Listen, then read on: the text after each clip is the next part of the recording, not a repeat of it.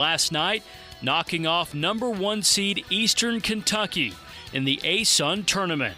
The final was 67-65 in Richmond, Kentucky. It was a game that featured 17 lead changes and 17 ties. The Dolphins got a big-time performance from Bryce Workman, who scored 25 points and surpassed the 1,000-point mark for his career. JU will now play Stetson in the ASUN semifinals tomorrow night at 7. It's 79 degrees at 3 o'clock. Time and temp brought to you by Bueller Air Conditioning. Stay cooler with Bueller. 1010XL is presented by Farah & Farah, exclusive injury law firm of the Jacksonville Jaguars. Protecting you and your family. Call 396-5555. Jacksonville. Yeah, I had a hard day and it's a long way back to my home. Turn the radio on and hearing my friend Lizzie pretend that their voice counts, but nothing amounts to anything until I hear it from you. Frank, Hays, Lauren, and RJ, The Frangie Show starts now on 1010XL 92.5 FM. Hey, welcome in. Glad you're along for the ride on this Wednesday installment of our program. Frank Frangie, Hays Carlyon, Lauren Brooks, RJ Saunders with you. You got any news? Florida men's basketball won last night. Can I share your news now? Now it's official? Sure, you certainly can. Yeah. Are you going to share it? Or? Well, I guess you gave her the window and she didn't take advantage of it. Share your news. Yeah. Sure. You scooped Golden in the Gators. Yep. Oh, yeah, I guess I did. Well, we were in Puerto Rico. Brian proposed, and so one day we will get married. That is awesome. Congratulations. Congratulations. Thank you so I was much. glad to. There, Oh. there you go. See there. Well done, RJ. I love that. And I saw it. We saw it on Twitter. Mm-hmm.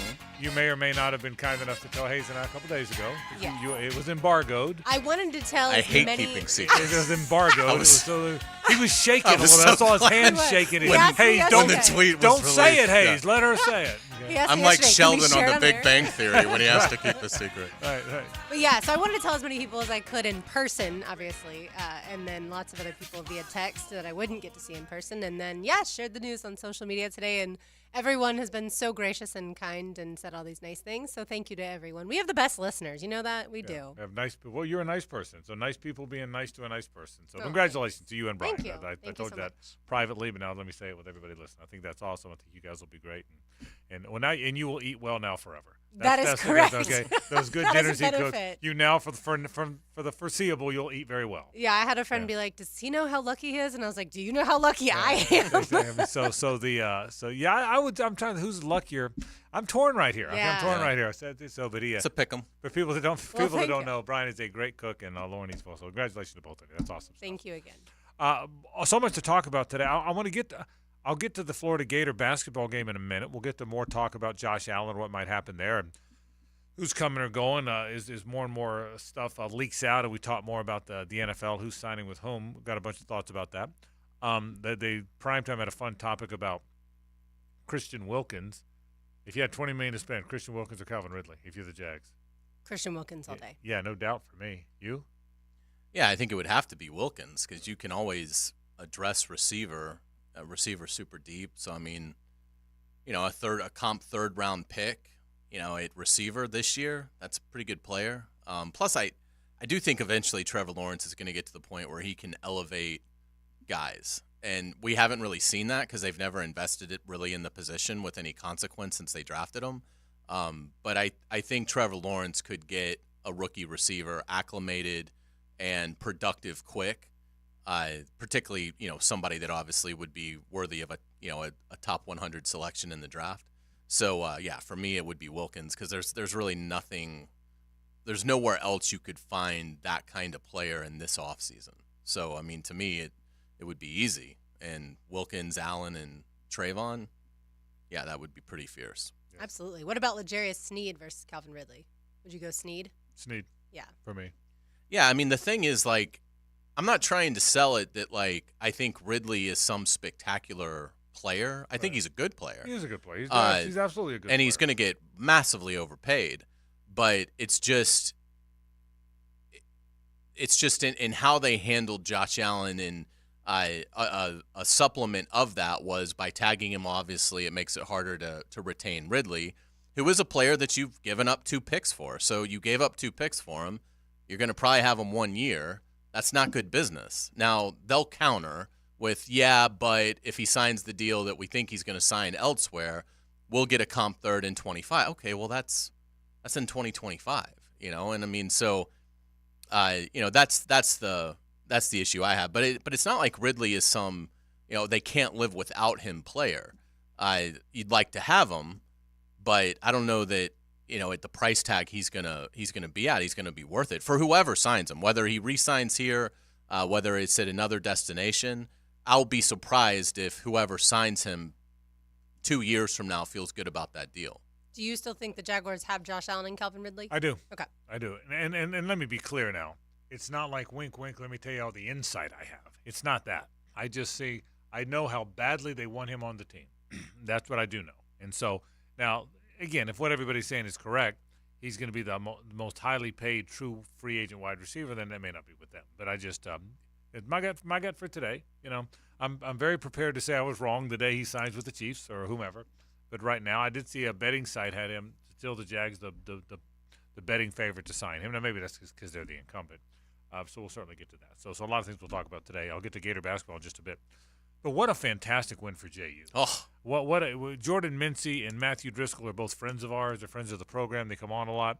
Alex Ricker Gilbert and Nick Morrow are both friends, so we know the basketball coaches and the ADs of these two wonderful schools very well. So we root for them. I think I can say we all three root for both teams every time they play. It'd be great if the third Rumble every year was for a trip to the NCAA tournament. Yeah, so if that became the routine. And so what I did is I watched Florida on TV, had JU on the iPad. Okay, JU ended first.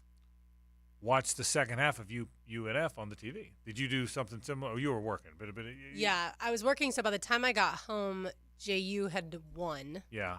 Then I watched the end of the UNF game and watched some of the Florida game. So, but what a big win for JU! What a story! JU now just about missed the tournament. For people that don't follow it, the Atlantic Sun has 12 teams. Their conference tournament is 10 teams, which is kind of weird the way they do it. It is. So the last 2 don't get in. JU was the 10th seed and really the last team to get in, and they lost. Needed people to lose. They needed 2 teams to lose the last day, and they did, and they got in the tournament. That means you got to go to the top seed play, and you have to play a game before you even get to play them. Beat Kennesaw State in the play-in game, and that's a good team. Kennesaw State is. It is a good team, and Hays, you made the point yesterday that don't count them out automatically. Eastern Kentucky had lost some games. JU was not going to be rusty because they had just played.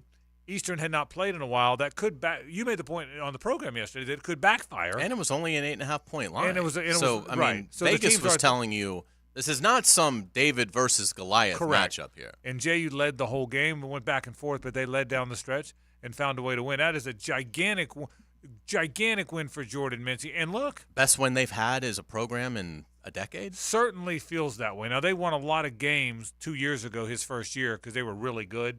But the first one standalone win, biggest upset win in many, many years, no question about that. So the one that stands out to me was when they had Keith McDougal and they beat Florida. That had to be almost 10 years ago, somewhere thereabouts, when they won when they went down and beat Florida. Right. And so, but that was probably 10 years ago. Yeah, I would think so. Something like that. But a big win for them. And look, Stetson's good. Not unbeatable. None of these teams are unbeatable. Right. I mean, JU's 2 games from the NCAA basketball tournament. The 3 seeds out in that league too. Yeah, that's right. So that's right. The 1 and the 3 lost. That's right. So by the way, it was 2010. Was it that long? And I found the story from our good friend Mike Duraco. He's the one who wrote the story about the first time that JU upset Florida, at the time ranked 20th. For the first time since '94. He's a JU alum, so he was probably That's also true. He was probably tears on the keyboard as he was writing that, tears of joy and euphoria. That's when it was, 2010. So, yeah, time sure flies, doesn't it? Boy, it does. But I mean, they're 2 games away from playing in the big dance, what was really, and I'm watching UNF, and so first of all, kudos to JU Bryce Workman is playing lights out. And Robert McRae. And Rob McRae. Yeah. They are both playing lights out, man. So good credit to them. So watch that game. Watching the UN. Did you watch the UNF? Mm-hmm. Did you watch any of the UNF game? I did not, but it seemed like it was sort of a giveaway. Well, they led the whole game. I say that. I watched the second half. But they led the entire second half. With about 1:30 left to play, UNF was up by 5. Yeah, up 5. And I hate it for Nate Lateras, who missed the free throw. That was a huge dagger as far as overtime was concerned. Because they were up 1, and he got fouled. Yep. If he makes 2, Austin Peay, I don't think it's a very good three-point shooting team. And has to make the 3. Yeah. They've got to make the 3. He hit 1 out of 2. They came back and tied it and then won in overtime. And Chaz Lanier and Dorian James both fouled out in overtime, early in overtime. So your 2 best players are gone early in overtime. I hate that. Yeah, I hate that you don't get new fouls for overtime. Well, because I'm thinking if they win, JU plays Stetson. UNF would have played North Alabama at home. Correct. We could have had the third rumble for a ticket to the dance. Absolutely. I mean, there was a real chance. I was thinking that watching the UNF game. We're going to go there Sunday. And I would have gone. We're all going to go, I would think. Go Sunday. Absolutely. And watch a rumble for a ticket to the dance. And so hopefully JU can still get there. They can't play a home game because they're the 10th seed. They play Stetson. If they win that game, they play the winner of the North Alabama-Austin Peay game on the road on Sunday. So, but hate it for UNF because they led so much of that game. And things happen. Really happy for the JU basketball team. I mean, I was very excited last night. I mean, they beat the number 1 team in the conference. Yeah, I mean, going into that game, I think I read Smitter had tweeted out that JU had not won a road game since like December 2nd, or hadn't won 2 back-to-back road games, maybe something along those lines. And so, yeah, I mean, talk about euphoria in that locker room post game. Yeah, and so and again, let's see. Like you said, Hays, no one's unbeatable in that conference. So. We'll see what winds up happening, JU and Stetson. All right, we're going to talk a little bit about the Jaguars, what happens next. I'll get to that coming up later on the program. Some other NFL workings. I got a college football thought or two. We're going to get to that all coming up in a bit. But let's start with Florida, Alabama. Maybe the most impressive Florida performance in how many years? I mean, as far as game, it's the most points they've scored in an SEC game at home since 71. Chris Harry wrote. Yeah. So, I mean, but in terms of – we talked about this yesterday. In terms of the national spotlight, the time of year in which this game took place, it was a massive statement for Florida that they are on their way to being back. So I think it's the biggest win they've had in 7 years. I think it really is. It's at least that. And I think it's the best team they've fielded, the best basketball team they have had since the 1-4s in Dallas. I know the 17 team went to the Elite Eight with the great shot from Chioza. I think this team's better than that team. I really think it is. So we'll talk about that. We'll start with Florida, Alabama basketball. That's how we'll kick off the program. It's 1010XL and 92.5 FM. The Frangie Show, live from the Hastings Injury Law Firm Studios on 1010XL. Hit back with Hastings. I'm Matthew Driscoll, head coach of the UNF Ospreys. That's the way to hit it. You're listening to 1010XL and 92.5 FM.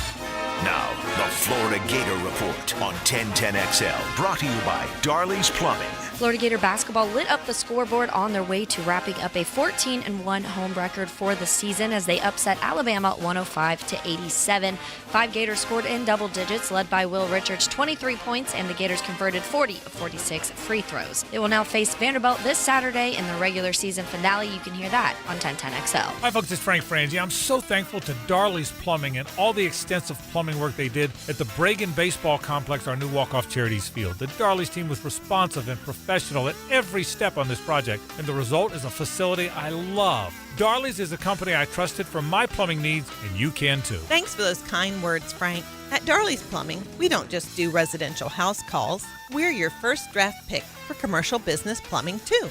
Darley's Plumbing, where quality counts. Hello, First Coast. I'm sure by now you have seen our bright green GFL trucks and containers throughout the greater Jacksonville area. We're an industry leader in solid waste and would love the opportunity to earn your business. We're committed to customer service, reliability, and have an unwavering focus on safety. Whether commercial or construction, let us haul your waste away. Call 904-760-5880 to get a quote today from GFL, Green for Life. Frank Frangie here. Bono's Pit Barbecue is celebrating 75 years of serving up legendary barbecue in Jacksonville. And to celebrate, they've brought the old-fashioned basket back for a limited time, and it's better than ever. The classic open-faced barbecue pork sandwich served on Bono's signature bread, topped with crispy French fries, and your choice of sauce is just $7.50. It's sure to fill you up with flavor and memories. The limited time offer starts on March 4th. So get your old-fashioned basket for $7.50 today, and if you don't see a pit, it ain't legit. She's very comfortable talking sports and hanging out with the boys. Mia O'Brien here, still providing the best multimedia sports coverage in Northeast Florida on 1010XL radio, video, and social channels. All things Mia are driven by Arlington Toyota. Frank Frangie here. It's time to give your vehicle the care it deserves. Big Chief Tire is your go-to destination for general maintenance. They keep jacks rolling, and that means ensuring your vehicle is in tip-top shape. From oil changes to brake repairs, their team of experts is dedicated to keeping you safe on the road. Visit the website at bigchieftire.com or call 904-932-0950 to schedule an appointment at any of their 5 Jacksonville locations. Folks, the First Coast has voted. Jacksonville Orthopedic Institute is proud to be chosen as Bold City's best in 4 categories: Best Orthopedic Practice, Physical Therapy, Pain Management, and Foot Care Clinic. For the last 30 years, JOI has continually strived for the highest level of orthopedic surgery and rehab care. As the needs of the community evolve, so will they. That's why coaches, parents, and athletes choose JOI. Call them at JOI 2000 or visit JOI.net. JOI, where the pros go. I'm here with Danny Van Sickle, Director of the Electrical Training Alliance. Danny, tell me about your program. Hey, Rick, we're a 5-year electrical apprenticeship. Our students start out making over $40,000 a year, and right now graduate making over $90,000 a year, including benefits. There is no tuition or no student debt. You just have to apply and get accepted. Did you say no tuition and no student debt? You heard that right, Rick. Once you're accepted to the program, your only cost are the books and the course fees. About $800 a year. That sounds like an amazing opportunity. How can I learn more? Just go to etajax.org, and you can apply there. Apply by May 23rd. Take charge of your well-being at Ackerman Cancer Center. Their new location at the World Golf Village off I-95 now provides screenings for prostate, bladder, and colorectal cancers. The leaders in proton therapy, that's AckermanCancerCenter.com. Listen up, poker players. The Run Good Poker Series is coming to Best Bet Jacksonville from March 14th to the 24th. The Run Good Poker Series features 10 poker events, including the $1,200 no-limit hold'em main event with a $300,000 guaranteed prize pool, and event number 1, $400 no-limit hold'em with a $100,000 guarantee. Win your way into the tournament through satellite starting March 2nd and running throughout the month at Best Bet Jacksonville. Check out the Run Good Series structures and details at bestbetjax.com. Baloo for Shinatri Chiropractic. They've helped me get rid of my headaches and pain in my neck and back. Are you suffering from an auto accident? What about TMJ pain? Headaches associated with jaw clenching, grinding of the teeth, or stress-related disorders? Shinatri Chiropractic has a physical therapist on staff for rehabilitation, quality chiropractic care, dry needling, massage, and acupuncture. Call 743-6700 or go to ShinatriDC.com. 1010XL is presented by Farah and Farah, exclusive injury law firm of the Jacksonville Jaguars. Protecting you and your family. Call 396-5555. Jacksonville.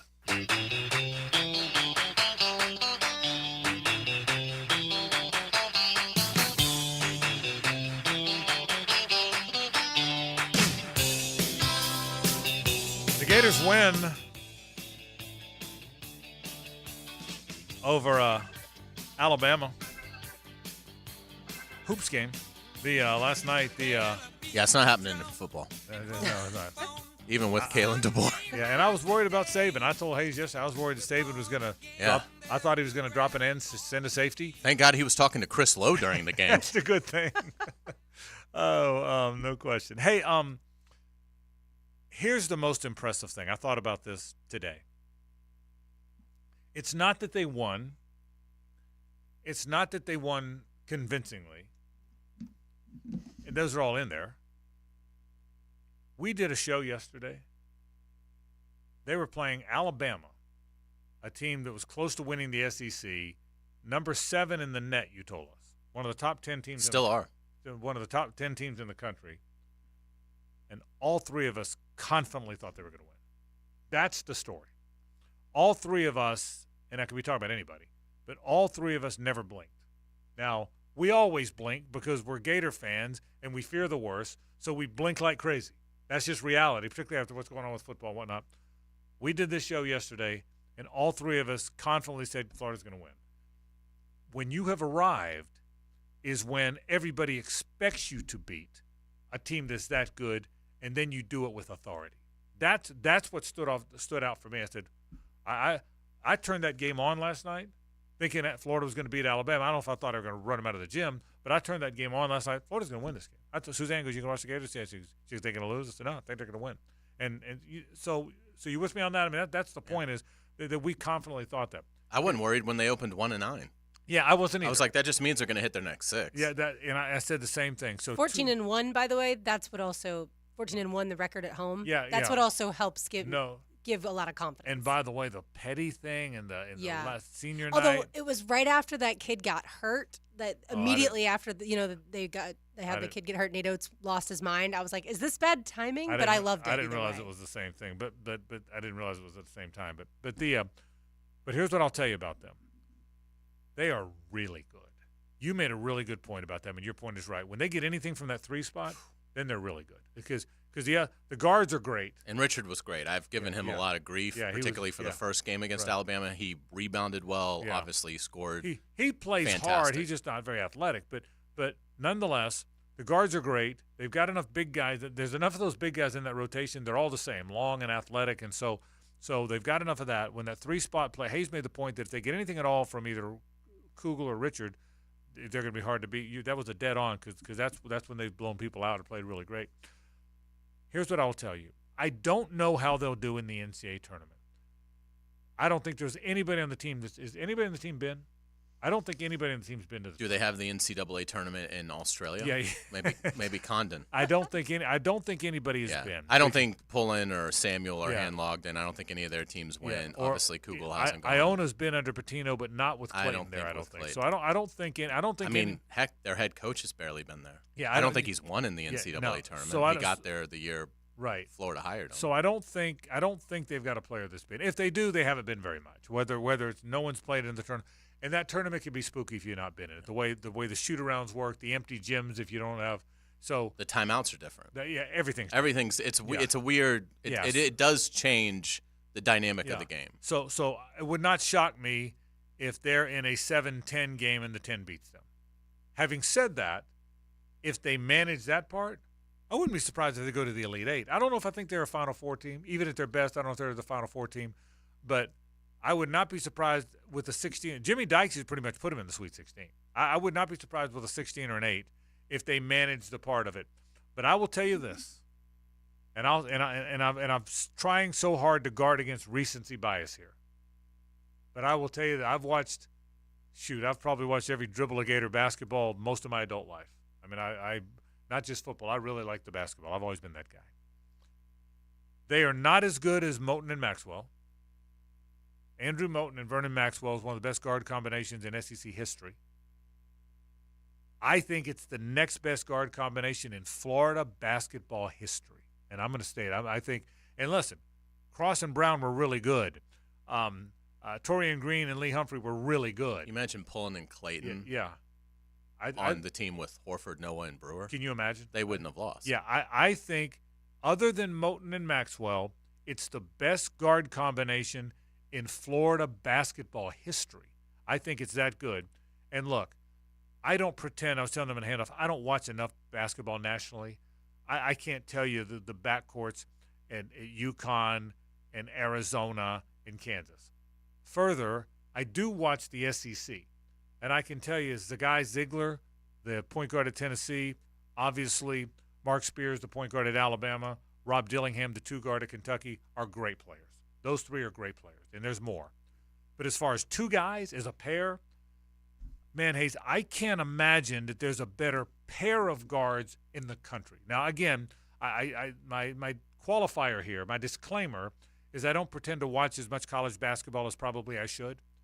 But of what I do watch, I can't imagine there's a better pair of guards, game in and game out, that do what Zion Pullen and Walter Clayton Jr. do. I truly believe that. Yeah, they're certainly in the team picture nationally, and again, that's where the NCAA tournament, that's where games are normally going to be won, is your guard play, and that's why I think Florida should feel very confident once they're in. And I mean, in terms of can they get to an Elite Eight, can they get to the Final Four? I mean, we'll have to see the bracket. Does the bracket open up for them at all? I mean, maybe you don't. Maybe you're not playing the 1 seed. Maybe you to get to the Final Four, you're playing a 4 seed. I mean, you just never know with this stuff. I mean, heck, the first title run, they played George Mason in the Final Four. I mean, who could have ever seen that coming? So you never know how that part of it's going to go.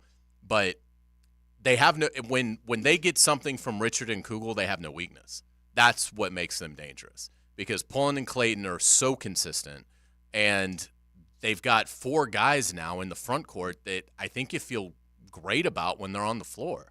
So, again, they got into foul trouble last night, but it never really affected how they played because they're so deep there. It all comes down to Richard and Kugel, and they don't need them. They don't need both of them to play well. If one of those two plays well, Florida can beat anybody in the country. Now, when they don't play well, then they're probably that will be the game that sends them home. But any team can get beat. We've seen 2 number 1 seeds lose to 16 seeds in the last 4 years. So obviously, there's no such thing as a team that can't get beat early and get upset.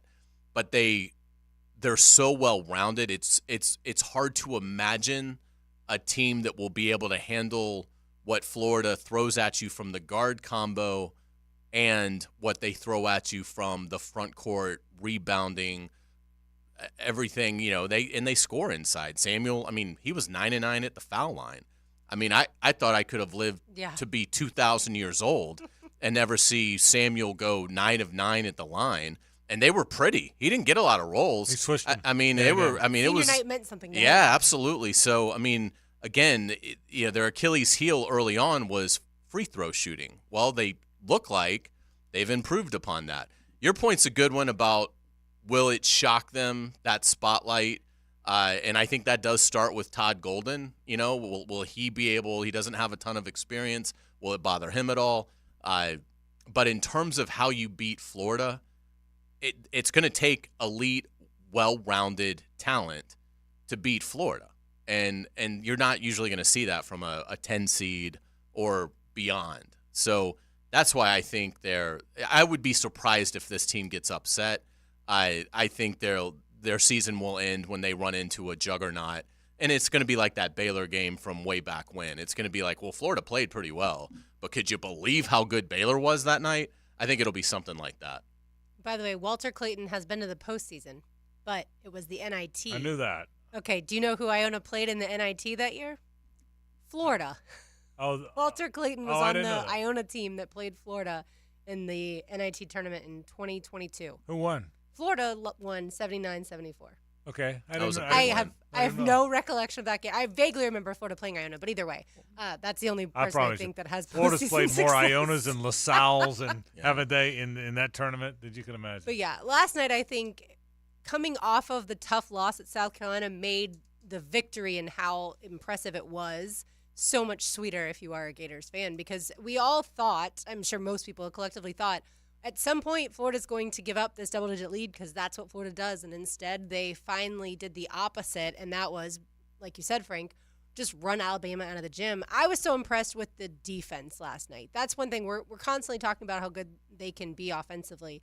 But somehow, some way, whether it's the way South Carolina was super physical, Florida last night was incredibly physical, and the shot blocking has been really good all season long. But that defensive efficiency I thought was really impressive. Well, and that is a phenomenal segue to get to the last thing I want to talk about here, and this is Todd Golden, because he came up with a plan. And again, you don't like Jimmy Dykes. I really like Jimmy Dykes. He was better last night. I think he just had an off. I like Jimmy Dykes, but in the South Carolina game, my God, I literally had to turn it down on the third time he mentioned, boy, these South Carolina fans really come to life when they're playing defense. Welcome to sports, Jimmy. But no, last night I thought he was good. The only thing that they kind of harped on a little bit that bugged me was the whole, Alabama's just coming off such an emotional game against Tennessee. That ran through my mind too. And it's like, Florida just played one of the better teams in the league too on the road. I thought the same thing, but he was fine. Focused on the basketball that you use in games. But I think he's really good. I'm a big Jimmy Dykes fan, but he said something last night that I wouldn't have the eye to recognize, and that is Florida. And now once he said it, I've watched it. Florida never collapsed off a corner shooter. Alabama wants to shoot 3-pointers, layups or 3-pointers. So they guarded the paint and they guarded the 3-point line. Usually if a guy's on the 3-point line, he passed it, you drop off him a little bit. And then you throw it back to him and he shoots the 3. Florida, even when the guy threw the ball out, or when he passed it away, they stayed on those guys. They never came off. They chased them off the arc, which I didn't think about until and you know what? That is coaching, man. This guy, Todd Golden. The great thing is when you can go discover a guy. He was at San Francisco. When he was the head coach at his career, you know by now the story. He played at St. Mary's. Everybody knows that by now. Didn't play any pro or played overseas, but didn't play any NBA basketball. Went to Columbia as an assistant for 3 years. Went to Auburn under Bruce Pearl, which is where he really kind of made his name, for 3 years. He was an assistant at San Francisco under Randy Bennett? I think somebody like this. So, but anyway, somewhere in San Francisco for 4 years, and then he got the head job for 4 years. And so this guy was invisible. This was this invisible coach who had been on. I didn't know that San Francisco had a coach that used to be Bruce Pearl's assistant, right? Nobody knew that. And this guy that somehow gets to the tournament, and and all of a sudden out of nowhere that they discover him. They discover this fantastic coach, and out of nowhere, he's really good. Like you said kind of before we went on the air, good luck keeping him because he's one of the best coaches going. He really is. Yeah, they need to sign him to like a 9-year extension like today. Because it's going to be awfully difficult to keep Todd Golden. It's been a common theme as well in terms of the broadcast teams this year, how much they've highlighted how effective Florida is coming out of timeouts. He's the best coach Florida's ever had when it comes to that. That was not a strong suit of Billy Donovan. Late game situations, that was not a strength of Billy Donovan. Obviously, he was a magnificent coach and will be the best coach that Florida's ever had for the life of that program. But he wasn't perfect. One of Todd Golden's real strengths is how he can come out of a timeout, and it's almost a guarantee you're going to get a great shot. And it really is incredible, and that's not going to go unnoticed by bigger schools in terms of basketball tradition. And I think even in the professional world, I think that he's the kind of coach that I think there's some Brad Stevens there, I think, that is going to be attractive to teams in the NBA. So I think it's going to be a challenge to keep him, but I think if Scott Strickland is very proactive with it, which I'm sure he will want to be, then hopefully he can stay. But he is an exceptional X's and O's basketball coach. Strickland will do all he can to keep him because that's his guy. Yeah, you need one guy that is your calling card. You're the guy that discovered him. Todd Golden is so good that honestly, I've moved off of I would fire Scott Strickland if they have to fire Billy Napier. Yeah. Wow. I would basically be like, I think there were conditions in college football that Scott Strickland maybe you can put some of it on him that he should have seen it coming, but it seems like enough people have been blindsided by where college football's gone over the last 2-3 years in terms of NIL and the portal. And again, I think the football hire is pretty easy. It's Lane Kiffin. So, honestly, I'm of the belief that because of how good Golden is, I don't know how you get rid of Strickland because again, hiring Billy Napier, while it may end up being a mistake, it's only going to be a mistake because the game completely changed from the day they hired him. We'll take a break. When we come back, let's get into golf. We are a week away, less than a week away. Lee Smith joins us from the Players after this. Stay with us. The Frangie Show, live from the Hastings Injury Law Firm Studios on 1010XL. Hit back with Hastings. Is it a fashion show or a golf tournament? Well, everyone knows that. The Players Championship. Get live Southeast Orthopedic Specialist leaderboard updates. Brought to you by Universal Roof and Contracting, Taco Lou, and Renewal by Anderson. On 1010XL. Imagine driving a late model Corvette, BMW, Mercedes, Lexus, Honda, Chevy, Ford, and more, all at a fraction of the original sticker price. Visit Vaughn Motor Group's indoor showroom and browse a great selection of dream cars that are inspected with warranties. Before you make your next auto purchase, check out Vaughn Motor Group on San Jose Boulevard or at vaughnmotorgroup.com for a complete inventory listing. If you can dream it, you can drive it at Vaughn Motor Group. This is Richard Miller with your Showtime Sports Cards and Collectibles Update. We're excited to host another signing at Showtime with pro wrestler Alicia Fox this Sunday from 3 to 5 p.m. You may bring items for her to sign, or we'll have options for purchase. This Sunday, Alicia Fox signing autographs from 3 to 5 p.m. at Showtime Sports Cards and Collectibles. Update your collection. When you're a little kid on the playground, they tell you don't hit back. Well, the courtroom isn't a playground. And if you've suffered an injury or death in your family, I'm here to tell you it's okay to hit back and fight to make them pay. I'm attorney Brett Hastings, and at Hastings Injury Law, we understand all the pain and emotion that comes with being wrong. And we've dedicated our lives to making things right for people like you. So if you get hit, hit back with Hastings Injury Law. Offices, Jacksonville.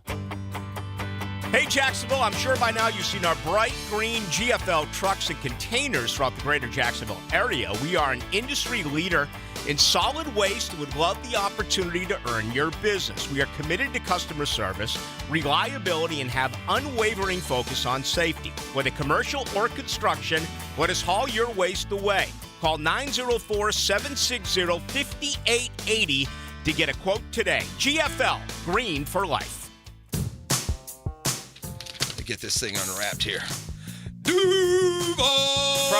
Praz, what in the world are you doing working on your Duval? That's right, man. I really identify with Duval. You live in St. John's County, knucklehead. I mean the Duval sub, the Dailies Dash Duval. Turkey, ham, melted cheddar, and habanero jack cheeses. Lettuce, tomato, crispy and fresh, you know, like me. I'm sure there's a Dailies Dash sub that sums you up. The boss. Because, of course, oven roasted beef, Munster cheese, roasted mushrooms, caramelized onions. It's the boss of all subs. Only available for me. That's just not true. What do you mean? I walked in the other day, screamed, "You know it!" and said, "A boss for a boss." Well, no matter who you are, there is a Dailies Dash sandwich or sub for you. Go find yours. They may even make you a boss. I'm sure they will, because it is Dailies Dash. Where more is better. And you got that right. This date in sports history is brought to you by Southeast Orthopedic Specialists. On March 6, 1954, the first ACC men's basketball tournament took place. NC State beats Wake Forest 82-80 in overtime. Hey, it's Matt Hays. Resolve all your home's plumbing problems today. Fenwick Home Services pros are ready to solve any plumbing emergency that you didn't see coming. From burst pipes to water heater disasters, Fenwick's licensed experts have you covered with same-day, 24/7 solutions. And to help you save on future emergencies, we're offering $50 off any repair. That's right, $50. Schedule your visit online today at FenwickHomeservices.com/radio.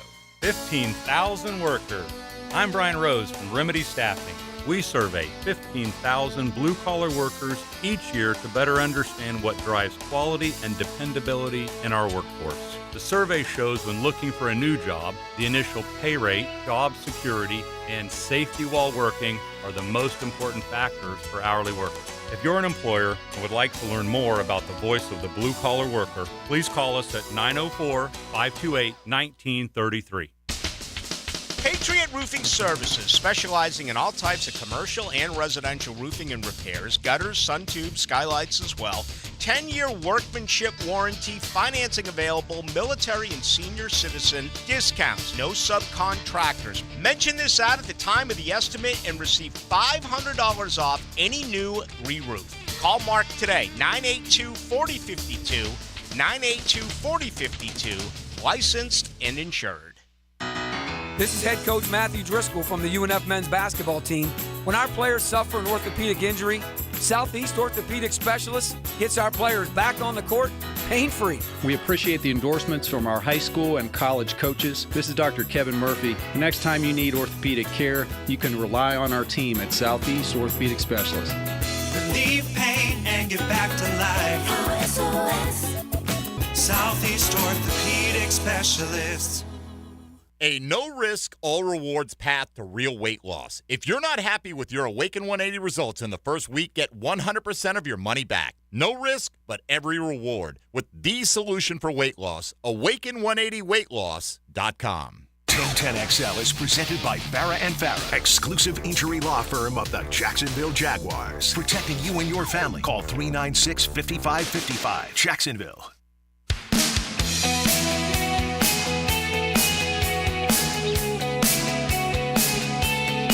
Welcome back to the program. Frank Frangie, Hays Carlyon, Lauren Brooks, and our buddy Lee Smith's here from the Players Championship. You don't look nervous or anything. You don't look sweaty. You don't look tired. You're very calm. Well, it's happening either way, Frank. I mean, no matter what, it's happening. No, this is the time for excitement and energy and a little bit of anxiety, but we got an unbelievable team and going out there and just checking things and reviewing things, but things look really, really good right now. Lee, what is this week, these days like for you? I mean, you say checking things. Give us an idea what that means. Yeah, it's this morning you have some TV meetings just to kind of cross I's, dot T's, as a reversal. We've got 3 amazing proud partners that are really our sponsors, our main title sponsors of the event. So always, working with Morgan Stanley, Optum, and Comcast Business to, they host just an amazing amount of people and put together big programs in their venues between the clubhouse and 918 and on 17 and how they activate. We're working on opening weekend, which we're certainly excited about coming up this Friday. Our fan shop is almost put together. Been in that a couple times each day to welcome the vendors that help us out in there. There's just a lot of moving parts, and I think more than anything, it's my job to go around, make sure keep energy up, knowing that we got a long 10 days ahead of us. If there's a golf fan going to the Players for the first time this year, what's your advice? Let's say they're going to Friday's second round. What's the best way to attack the day to get the full experience, in your opinion? Yeah, I think I would come in the Nicholas Gate, and I would take in all of Fan Village first. You've got 7 or 8 different food vendors there. You've got the 17th hole challenge where you can put a club in your hand right when you get in the building and hit a shot to our miniature 17th green. The fan shop is right there. Get all that out of the way immediately. Nice thing is the back of the fan shop, you've got FedEx integrated into the fan shop. You've got FedEx that you can ship it, or we've got our storage sponsored by Atlantic Self-Storage, so you can store that stuff there and don't have to carry it the rest of the day. So you can walk around and then walk around the rest of the golf course. If you're a core golf fan, Hayes, I always think the best is to just walk the golf course. And if it's your first time and you can do it, start on number 1 and walk it as if you've never played it, never been there, if you can do that. If not, maybe just the back 9 to see what you're going to see on TV and see that drama coming down the stretch. Nice thing about the Nicholas Gate is if you want to go see 17, like you're there. Comes right in. Yeah. I mean, the Nicholas Gate is at least talking about where all the fan stuff is. You're also very close to 16 and 17 if that's how you want to start your journey. Yeah, absolutely. So daylight savings time is this Sunday. You're going to get the extra light next week. How much does that help the competition? Yeah, it doesn't really make a ton of difference. It just is that our tee times start an hour later and we get to play an hour longer.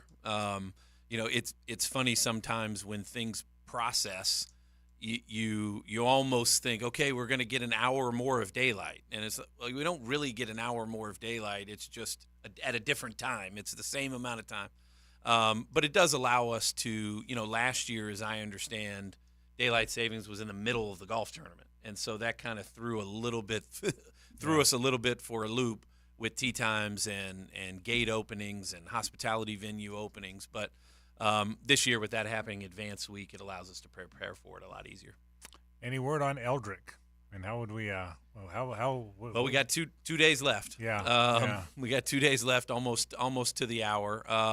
We're still hopeful. Hopeful that he sees his past success here as something that he wants to be a part of.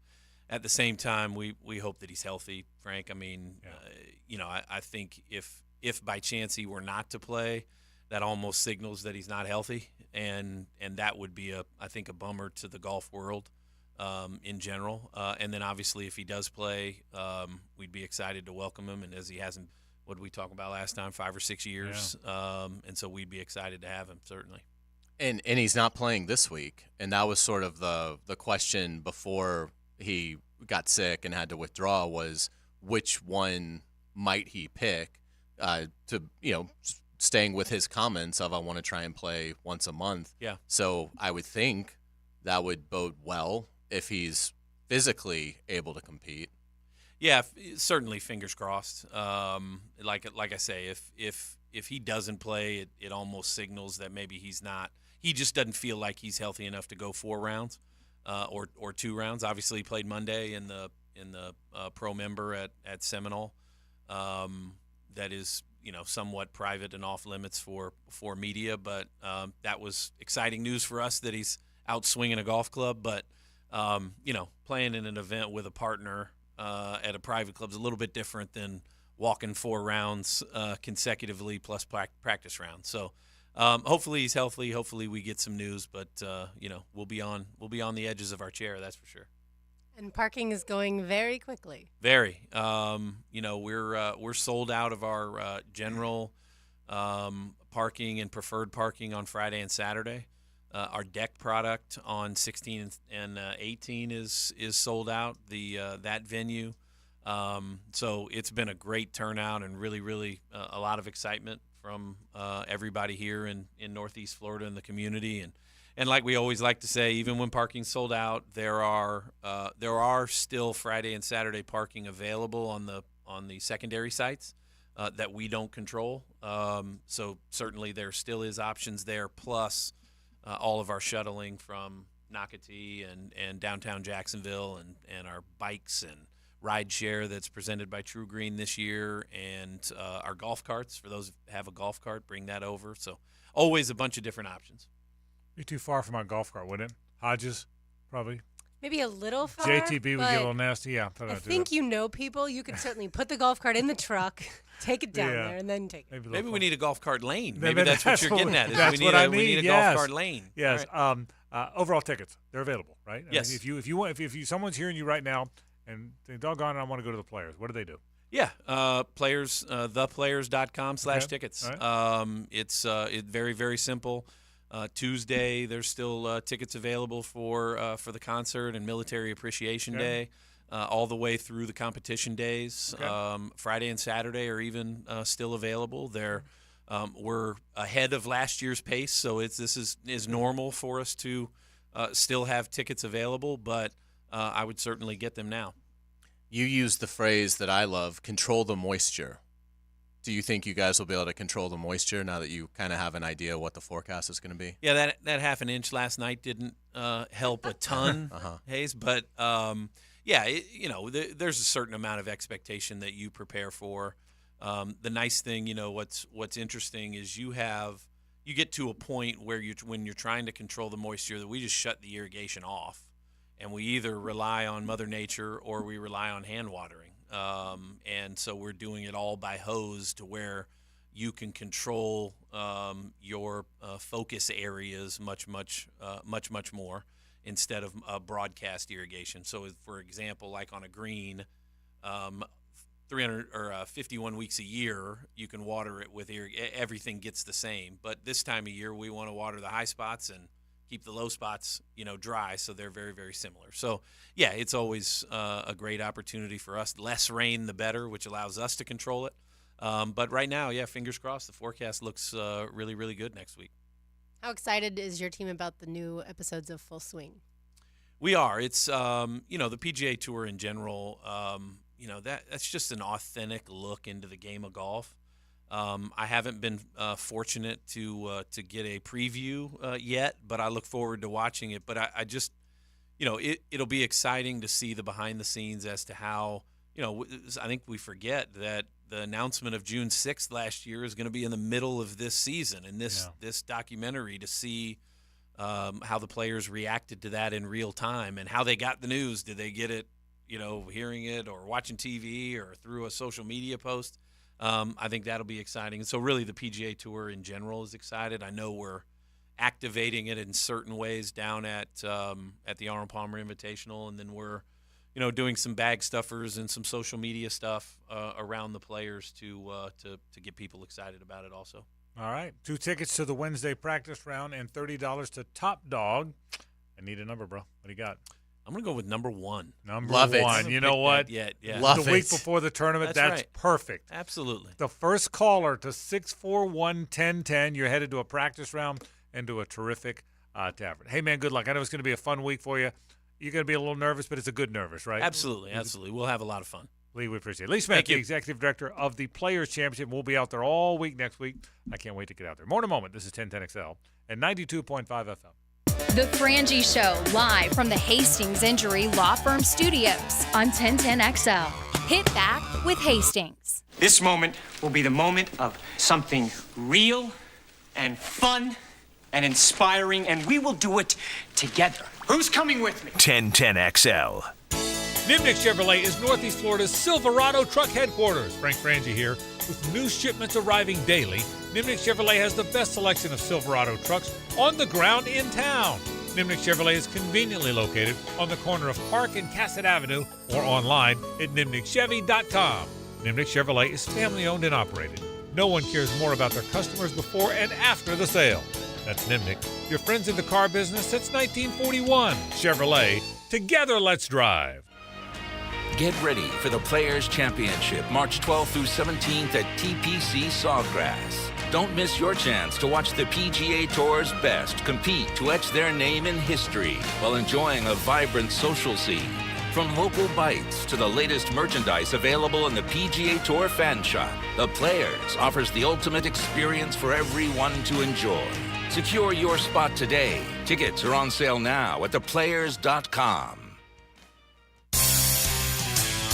American Electrical is looking for bright minds and hard workers to help light up North Florida. This community continues to grow, and now you can grow your career with a company that will make sure you succeed through commitment. American Electrical even has its own academy dedicated to training select students the electrical trade, and the best news, it's free of charge. Log on to american-electrical.com to find out more. They're leading the way in electrical contractors on the First Coast. american-electrical.com. The First Coast Games is an annual corporate challenge to introduce fun activities into the workplace and focus on your employees' health and wellness goals, with some friendly competition, of course. Registration is now open through the First Coast YMCA for both recreational and challenge divisions, including pickleball, cornhole, volleyball, flag football, and other team sports. The games will begin in March. Register your company and teams at fcymca.org. Home of the Jaguars. WJXL AM Jacksonville Beach. WJXL FM Jacksonville Beach. Lauren Brooks here for Hodges Mazda. Why buy from Hodges Mazda at the Avenues? Because they strive to ensure a satisfying and comfortable car buying experience. That's why the sales staff doesn't work on commission, allowing Hodges Mazda to put your best interests first. Whether you're looking for a brand new Mazda or a pre-owned vehicle, Hodges Mazda has a large selection to help you choose from. And every vehicle purchased from Hodges Mazda comes with 2 years free maintenance and free car washes for life. Now that is peace of mind. So visit Hodges Mazda today or shop online at hodgesmazda.com.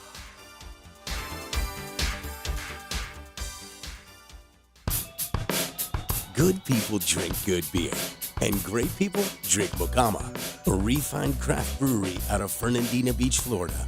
Mocama Beer Company brings sophisticated flagship beers, including Cosmico IPA and Dune Garden Lager, to the greater Jacksonville area.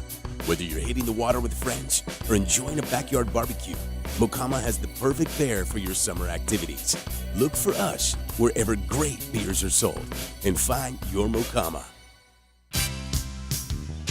Imagine waking up this time next week and being 100% debt-free. No credit cards, no car loan, no personal loan.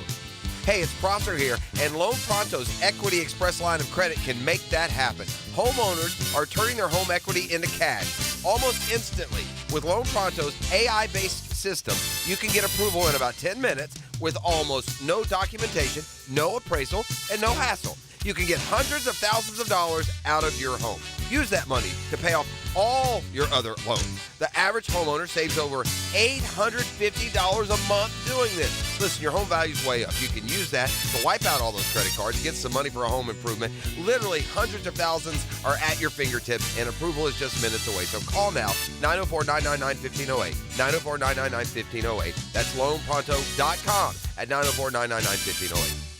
NMLS 1661781, subject to lender approval, equal housing lender. Hi, I'm Joe Kenny, the founder of Here Tomorrow. Thank you to the players for helping us on our mission to ensure that all community members in need can access mental health care and live full, meaningful lives. 6 days to go. Make a crucial catch against colon cancer. Hicken here for the Borland Groover Foundation. If you're 45 or older, the ball is in the red zone to get screened. The key to surviving colon cancer, early detection and prevention. 45 is the new 50. Get screened for colon cancer now. The Borland Groover Foundation is a nonprofit organization devoted to building a healthy and equitable community that is free from colon cancer. Visit BorlandGrooverFoundation.com for more. Bueller Air Conditioning presents Are You Cool?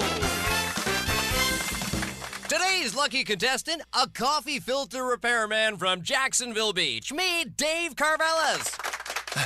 Great to be here, Pat. No time to chit-chat, Dave. Here's your question. Your AC has been acting up. Do you A, ignore it and hope it gets better on its own? 2, take off all your clothes when you watch TV and hope that does the trick? Or C, call Bueller Air Conditioning?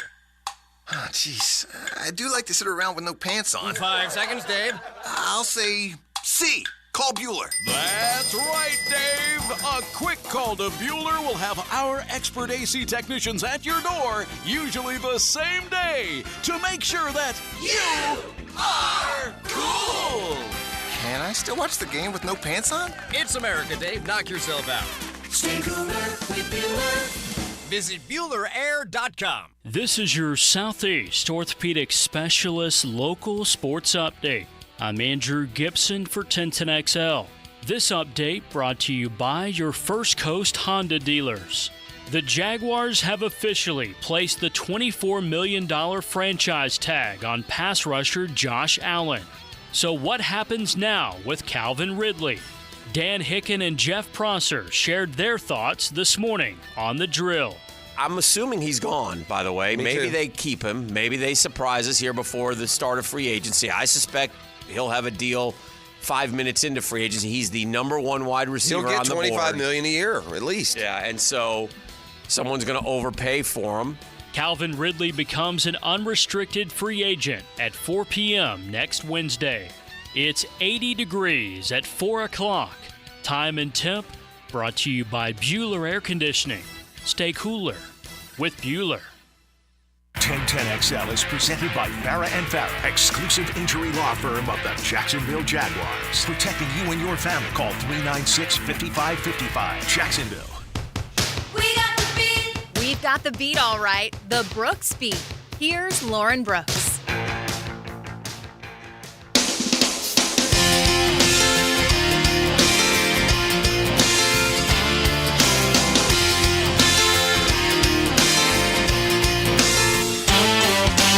Labor Day weekend, I was 17. I bought a Coke and some gasoline, and I drove out to the county fair. When I saw her for the first time, she was standing there in the ticket line, and it all started right then and there. Tim McGraw comes to town Thursday, March 14th. So that is just a couple days away. So make sure if you want to go to the concert, be caller number 4 right now. 641-1010, call number 4. Tim McGraw with Carly Pierce comes to ViceStar Veterans Memorial Arena. That's a week from this Thursday. That is Thursday, March 14th. Our first pair of tickets to give away right now. And of course the song, Something Like That. Did we decide this is the anthem? I think Tom Champion knows way more than you and me about that. It's not. This is what I would think. Yeah, but he said, I like it, I love it? Yes, okay. he said that one. Well, sneak peek, that might be on the playlist for today. This is my favorite. I like Tim this McGraw. is a great you're a Tim McGraw fan? Oh, yeah. I like Big Tim Tim McGraw. McGraw fan. Anyone who, like me, kind of learned to love country in the 90s, you got to love Tim McGraw. And I've seen Carly Pierce. She came here for the Jackson River Jams a couple years ago. She's fantastic. Yeah. So you'll be treated to both the opening act and Tim McGraw as well. Yeah, I'm a big fan. We saw Tim McGraw last year. That's right, at Daly. The Daily. Yeah, that's right. I really like By the way, tickets are on sale now. Ticketmaster.com if you don't win them today. So there you go. All right, Frank Frangie, Hays Carlyon, Lauren Brooks with you. Talked a little college basketball and more. Let's get to the Jags for a second. All right, we are nearing the free agent period. We are 5 days from the legal tampering haze, they call it. 7 days from the actual start of free agency. What's your anticipation? What's your gut? How active are they? Any surprises? Where do you think? And again, we'll do this Monday when it's actually here. And by the way, all the news comes out Monday and Tuesday, even though the free agent period doesn't technically begin until Wednesday. We'll be at the Haight Golf Tournament, the UNF Golf Tournament on Monday when it's all happening. Then, of course, Tuesday out at the Players. What are your expectations? I think they're going to try to go big game hunting, but probably will be unsuccessful. And I think ultimately it'll be I think it'll be active. I think it'll be 4 guys that are probably more plan C, plan, B guys, not the superstars of their positions, but solid pros. And so I would expect at least 1 interior offensive lineman, if not 2. I'd say, well, definitely 2 if you count Ezra Cleveland, which I guess you'd have to. So I think Ezra Cleveland, another offensive lineman, a center, and then I would say certainly a corner and probably an interior defensive lineman. So I would say 4 players that are announced pretty quick, none of the 4 being astronomical money. Yeah, I think the problem, Frank, is while the Jaguars created some cap room, I don't think they created enough for there to be the big splashes like we saw a few years ago. So I think maybe 1 big free agent name is what we'll see. Maybe not big, but one that I think football fans know about. And then other than that, I think they're going to get guys that we've never heard of, but they're certainly going to plug some holes with those guys. If you had to guess a position that we'd hear about first, and we're guessing because even the one you hear about first might not be their big one, their only one, the whole bit. But if you had to guess a position, which would you guess we'll hear first and why? I will guess cornerback. My gut would be offensive line if it hadn't been for the things they've said. But because of what they've said, I'll say corner. I think it has to be corner, and again, I think that's where you're going to see the Nielsen connection make the most sense. So, I mean, obviously they cut Darius Williams thinking there's a free agent corner they're going to get that they like. I still think they're taking corner at 17. I don't think this precludes that because none of the corners that they're going to be able to afford are going to be, unbelievable players. But I think for what they want to do, I think they probably already know who the corner is. Yeah, they certainly have a guy targeted. They have a guy by now. All teams have their targets. It's almost like a draft board. There's a free agent board that's almost like a draft board. So no, I would agree with that. So I'll tell you this. I think. Well, let me ask you this: if Ridley is not on the team, if Calvin Ridley is not one of the names you hear next week, do you think a receiver's in play in free agency at all? Or is there just not enough to move the needle? Because I think they'll – at some point you do have to invest at the position more than just a 5th, 6th round pick like you did in Parker Washington. I mean, at some point you have to start investing in that. It's kind of amazing, to be honest, that Trevor will be going into year 4 and they've never taken a receiver really high at all in that time. So I would think that I would be surprised if it's a free agent receiver. I think they'll look at it and say, let's take that 2nd round, comp 3rd round pick and see if we can turn that into a suitable replacement, somebody that over time can become a player on Ridley's level. Yeah, I think it's tricky. I think the moves that they've made leave us to the point where we're just not sure. I think if Calvin Ridley's not on the team, they sign a receiver in free agency. May not be first I'd love one at 17. Yeah, That's the problem. Yeah. They need too many things, but I would love it to be Brian Thomas Jr. Yeah, I don't think that's out of play, particularly if they sign if they sign a big time cornerback in free agency. I think all of a sudden wide receiver and if they sign a big time corner in free agency and don't have Ridley on the team, I think receiver is absolutely in play at 17. I would love that. I don't think there's any doubt about that. I think they're going to sign. It may be a guy. It may be more Zay Jones and Calvin Ridley. It may be a guy that's not that you don't hear about. Remember now, we have this tendency that if you don't hear about anybody on Monday or Tuesday, the world has ended. It may not be a guy they signed the first day. It may not be a guy you hear about Monday or Tuesday. Because usually the teams that make those splash announcements, to your point, Frank, are the ones that have all the money. Correct. This team isn't the one with all the money. And you rarely see a team. I think you rarely see a team make the big, loud, expensive splash on Monday morning when the talking starts. When is it 4:00? When's the tampering start? And the signing. Yeah, it's like 48 hours before. So it's 4:00 also. So 4:00 Monday. Okay. Yeah. I rarely think you see a team that spends the gigantic dollars on Monday win the Super Bowl in February. You know that? Because the team that's going to win the Super Bowl in February has most of the significant stuff in place. Not all of it, but I think most of it. I don't think you're going to see the Chiefs or the Ravens or the 49ers with a big dollar spend that you hear about at 4:05 on Monday. I just don't. The team I would put in there, and tell me if y'all agree, I would put the Texans in there. The Texans certainly had a good season, have a good amount of cap space, and that could be the type of team that does make a splash in free agency, but also is in the postseason. I think Which I hate. In free agency, I think you're going to see receiver. Again, I'm assuming if you assume Ridley's not on the team, so I'm going to count Ridley. I think you're going to see a receiver, whether it's Ridley or somebody else. I think you're going to see a receiver. I think you're going to see corner. I'm not convinced of it. I'm convinced they're going to add corners, but I'm not convinced it's going to be all necessarily in the free agent period. I think you're going to see two big players in free agency. Wait, going back to corner, if you don't think they get him in free agency necessarily, does that mean you're starting a rookie corner opposite Tyson Campbell and a rookie nickel? Yeah, and maybe you get somebody down the line a little bit, and you got a couple guys on your team too, by the way. Yeah. So, but I would think you wind up. Yeah, here's what I think: receiver, possible cornerback, two big people. Because big in my mind, big people's where you need to get it. What you need to get done in free agency.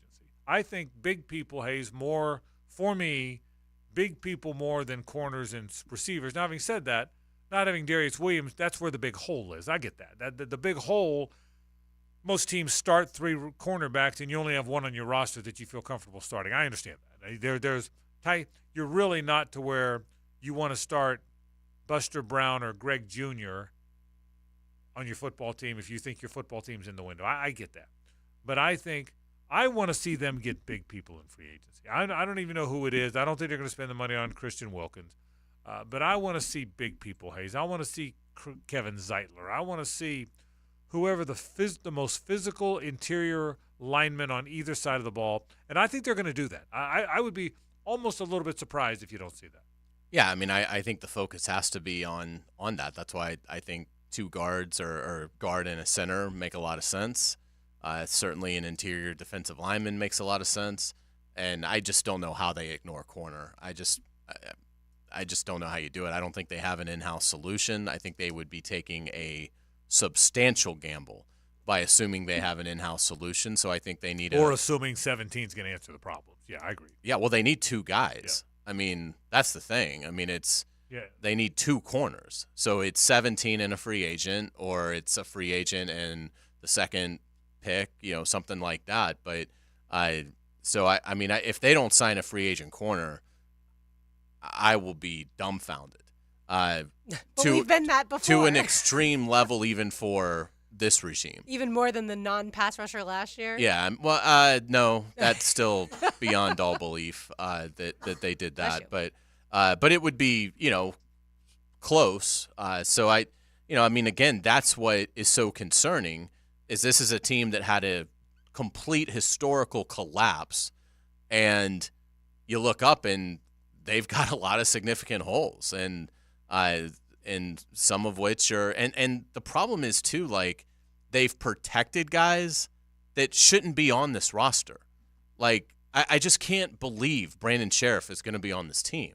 Like, I'm surprised Cam Robinson's going to be, but at least that one I can somewhat understand, because when he plays well. He just rarely plays compared to most left tackles. Mm-hmm. And, so I'm deeply disturbed by how the offseason has started. My hope is that free agency does, surprise me and I start feeling a lot better about it. But I just don't know how you possibly go into free agency and don't add 2 offensive linemen, certainly a corner. Yeah, I think, receiver, could they add a receiver in free agency if they lose Ridley? Yeah, I think they could. But they'd be better off at that position to get somebody in here cheap, get somebody in here, again, it's super deep this year, whether that's second round. Keon Coleman may be there now. We'll see. I don't think he should be. I think he's better than that, but guys are going to fall. There's going to be somebody at 48 that you're like, wow, I thought he might go in the first round. And certainly that late third comp pick could be a real hot zone for great value at receiver. So at some point, they're going to have to invest substantial draft picks, a premium pick at the receiver spot. So if I don't think they have to go free agent receiver. I also don't really love the crop, so that plays into it as well. But to me, they've got to come away with, I'm assuming it's Ezra Cleveland. It's got to be a center of some consequence. And then they've absolutely got to go get at least a corner that can play nickel for them. And then the question, too, is if Sheriff's still on the team, I guess he's your right guard and there's no competition there? Yeah, they're not going to bench him. He's like $24 million on the cap. Right. I mean, so if he's on the team, he's your right guard. Yeah, I will say this. I think they like what they think they're going to have in time in Cooper Hodges, but I don't know that the plan is when you're in this window to go start essentially what he would be a rookie. Right. You said you're dismayed about how free agents started because they didn't sign Josh Allen. Yeah, because the more I think about it, I mean, this is a totally different discussion, but the more I think about it, I don't know why Josh Allen would sign a deal now. Frankly, he shouldn't, because he's going to make $24 million this year, and then it puts all the pressure on the Jaguars next year if he goes out and has even a remotely decent season. Let's just say it's 11.5 sacks. Well, he's still 28. They're not going to franchise tag him twice, because now you're talking about a $30 million cap hit. So if I'm Josh Allen, I'm just basically saying, you know what? I get the cap probably isn't going to have the huge jump that it had this offseason, but that's fine. I'll play on the tag. I'll show up after training camp's over, and I'll play on the tag. With a new offensive coordinator. And I'll have a decent season, and then you're not going to tag me again, so I'll hit the market, and I'll have 31 other clubs. And, I mean, I shudder to think what he's going to get as a free agent next year. I mean, if I was Josh Allen, if I was advising him, I would tell the Jaguars, you blew it, and he's going to be a Jaguar one more year, and then we're going to test the market. If you can write me down for this. If that happens, it will be the most surprising move or non-move to me in the 30 years they've had a franchise. I will be more surprised because of what I think I know about Josh wanting to be here, because of what I think I know about how far apart they were or weren't. If what you said is true, so we'll see. It would be the most surprising. Now I may think of another surprising one in a minute, but it would be the most surprising thing to happen to me in anything I think they've done or haven't done in their 30 years. I'm also the dummy that said Ridley's going to be on the team, and now it looks like he's not. But if Josh Allen isn't a Jaguar for the foreseeable future, it would shock. Again, I've been shocked before, but it would be the most shocking thing to me. I think when it comes out, the reality is we don't know what Josh is asking. That's correct. We don't know what the team is offering. Also there's an assumption in a lot of places that he asked something really reasonable and the team was too cheap to give it to him, and that's why he's on the franchise tag. A lot of people, there's no way we know that. There's no way I believe that. So I think I would be very surprised, in my opinion, if he's not now.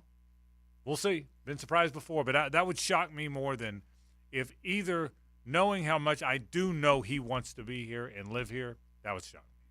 I understand where you're coming from. It would be very surprising, but I think things can change. To Hays' point, I really want to be here, Josh Allen says a year ago.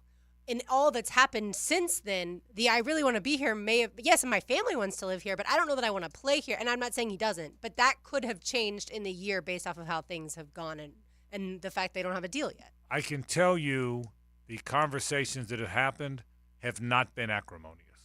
That I can tell you. Well, that's good news. And sometimes they're very acrimonious. And I can tell you that doesn't mean, it's not done till it's done. But I can tell you they have not been acrimonious, so we'll see what winds up happening, who they wind up.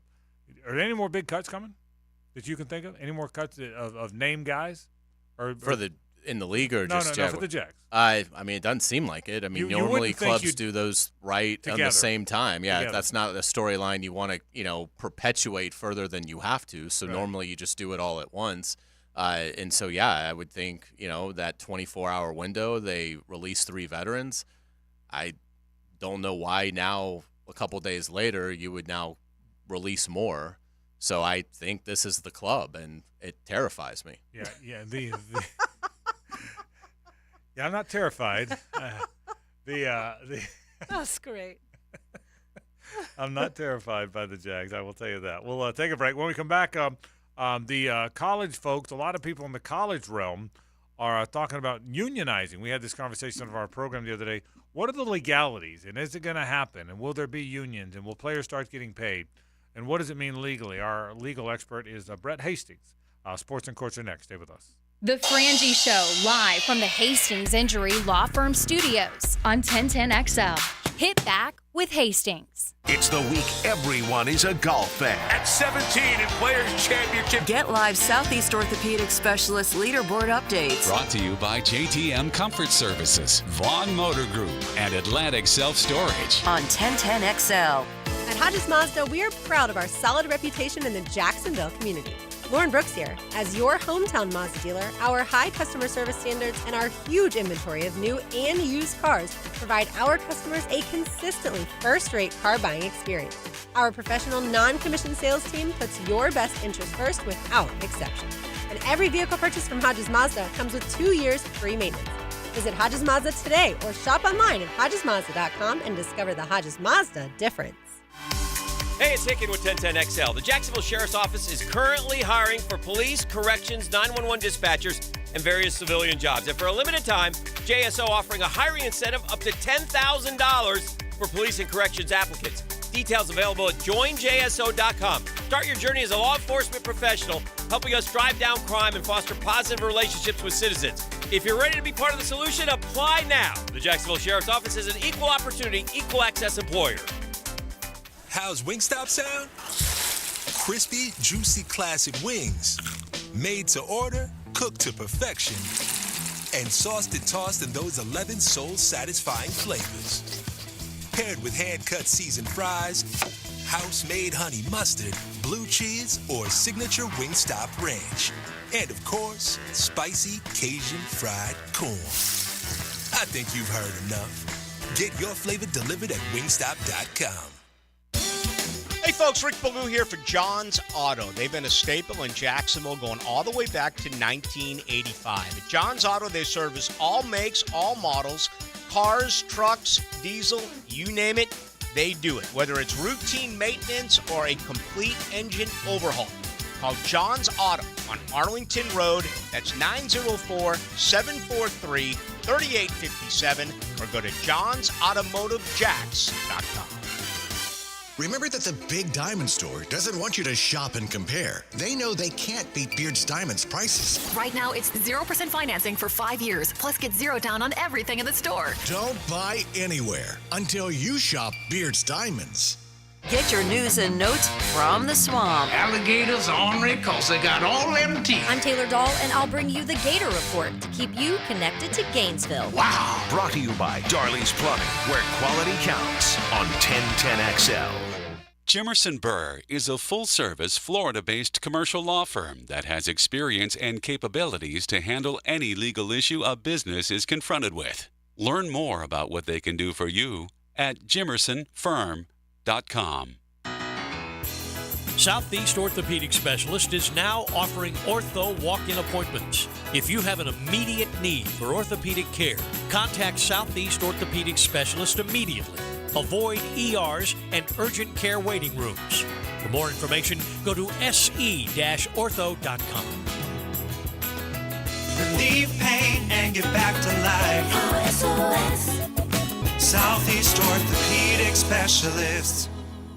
It's Kubota Orange Days, your golden chance to score a deal that will make your neighbors green with envy. Shop the year's best selection of Kubota tractors, zero-turn mowers, and utility vehicles, including the #1 selling compact tractor in the USA. And get the year's best deals, like 0% APR for 84 months, or up to $3,300 off L3302 tractors. Coastal Equipment on New Kings Road and in McClenny. Coastal Equipment. Hacker here, and I have a huge announcement. I've started Awaken 180 weight loss. That's right, yours truly is finally making the 180 I've needed to do for many years now. The combination of turning 40 and wanting to keep up with my 4-year-old son was a ton of motivation. What's more motivating? In just 1 week, I dropped 19 pounds. You heard me right, 19 pounds in just 1 week. Now, I do have to say, these results aren't the norm, but when you have the amount of weight I needed to drop, the results came quick. In just 1 week, I have more energy and I feel great. Mike and Matt were right. Awaken 180 is simple. I'm eating to lose weight and having fun in the process. Whether you've tried to lose weight 20 times or if this is your first time, with Awaken 180, it will be the last time. Fast. I mean fast results, and then you receive free support for life. Make the call. 844-346-1800. That's 844-346-1800 or online at awaken180weightloss.com.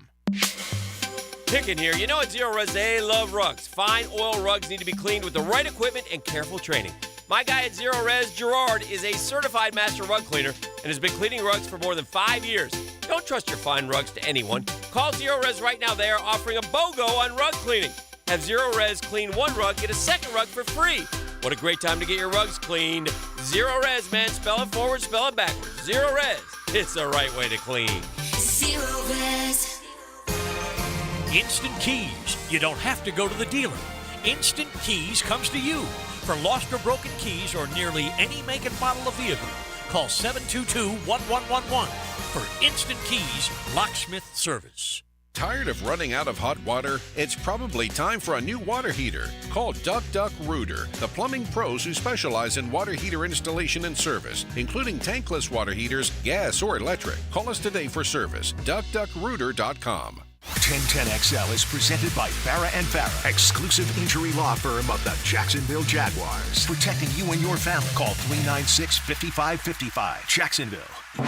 Now time for Sports in Courts, legal issues in the sports world with Brett Hastings from the Hastings Injury Law Firm. Hit back with Hastings.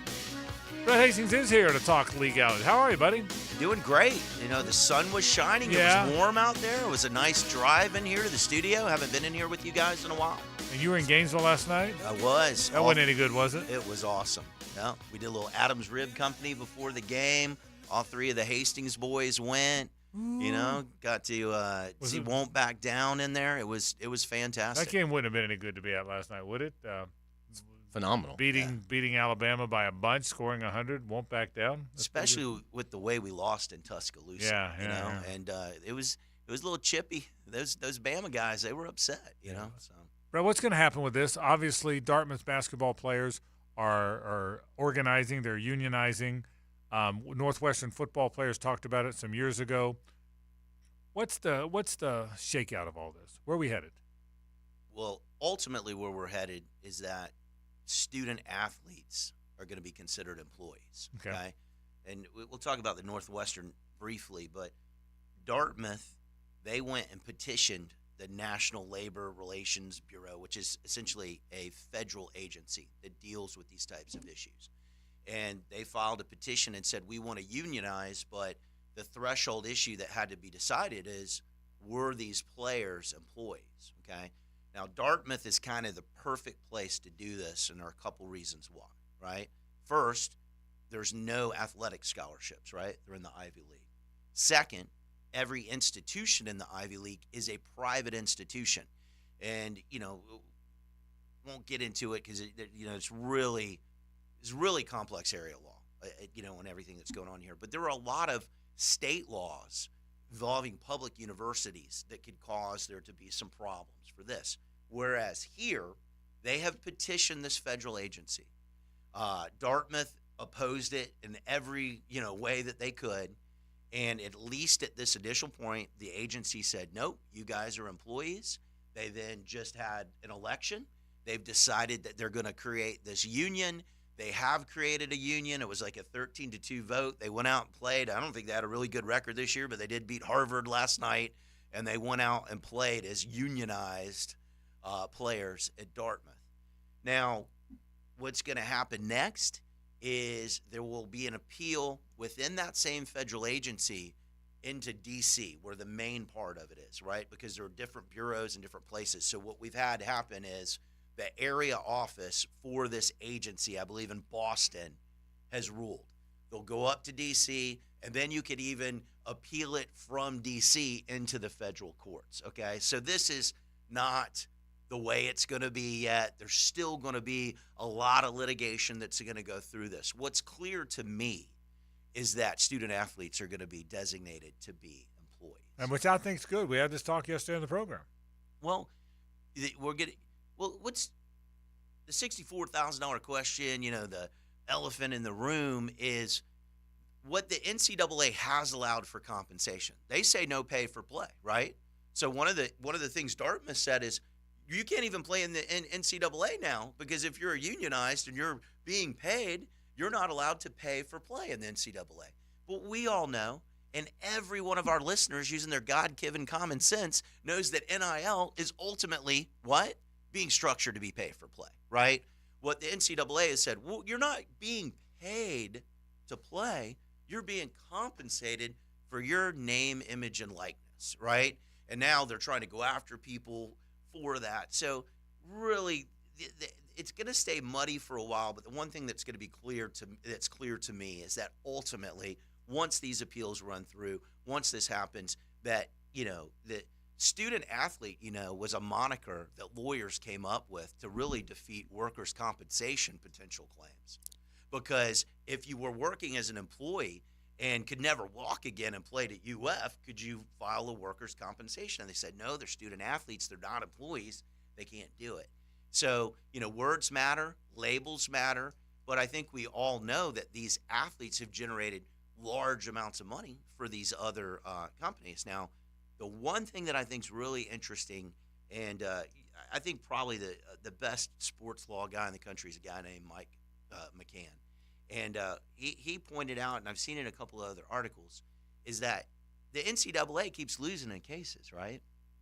And they lose on what? Really, antitrust grounds.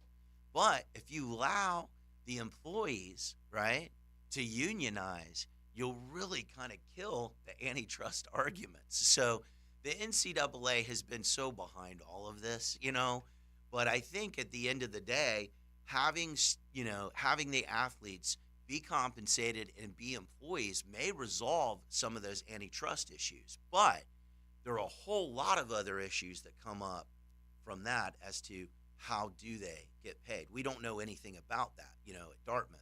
One of the things that was argued at Dartmouth was, number one, they don't get scholarships, okay? You get into an elite institution, you might be an athlete who might not get into Dartmouth straight on academics. You get an opportunity to go in. They have to do a bunch of community involvement. They have to do a couple of other things that I think really are closer to what we would say would be normal compensation. So, once you get to the Floridas and the Michigans or the USCs, I think there's a whole host of other issues there.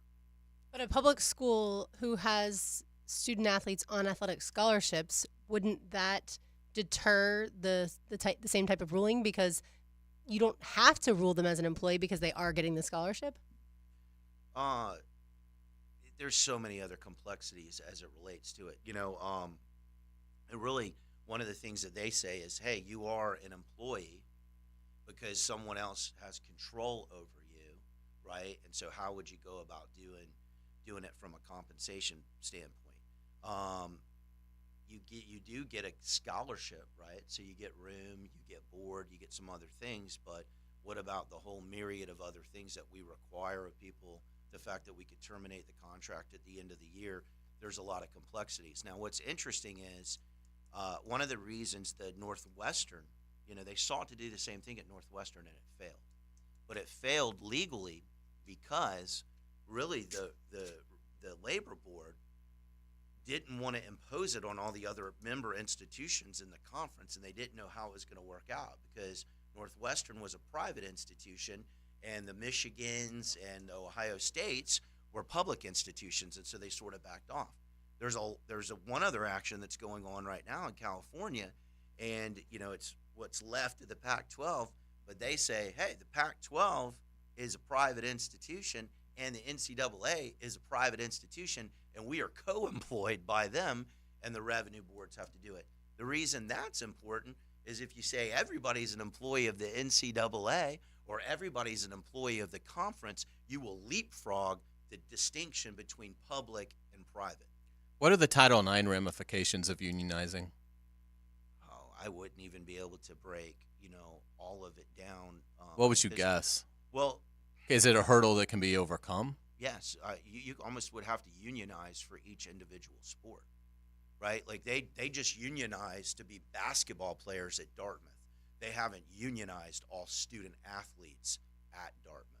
So I think there'd be some other, complexities as to how you would go through. So if the SEC and Big Ten wanted to merge and create the level below the NFL and a level that's clearly above the rest of Division I college football, should they encourage athletes to unionize so that they can get a firmer hold on the portal and in terms of locking players into multi-year contracts?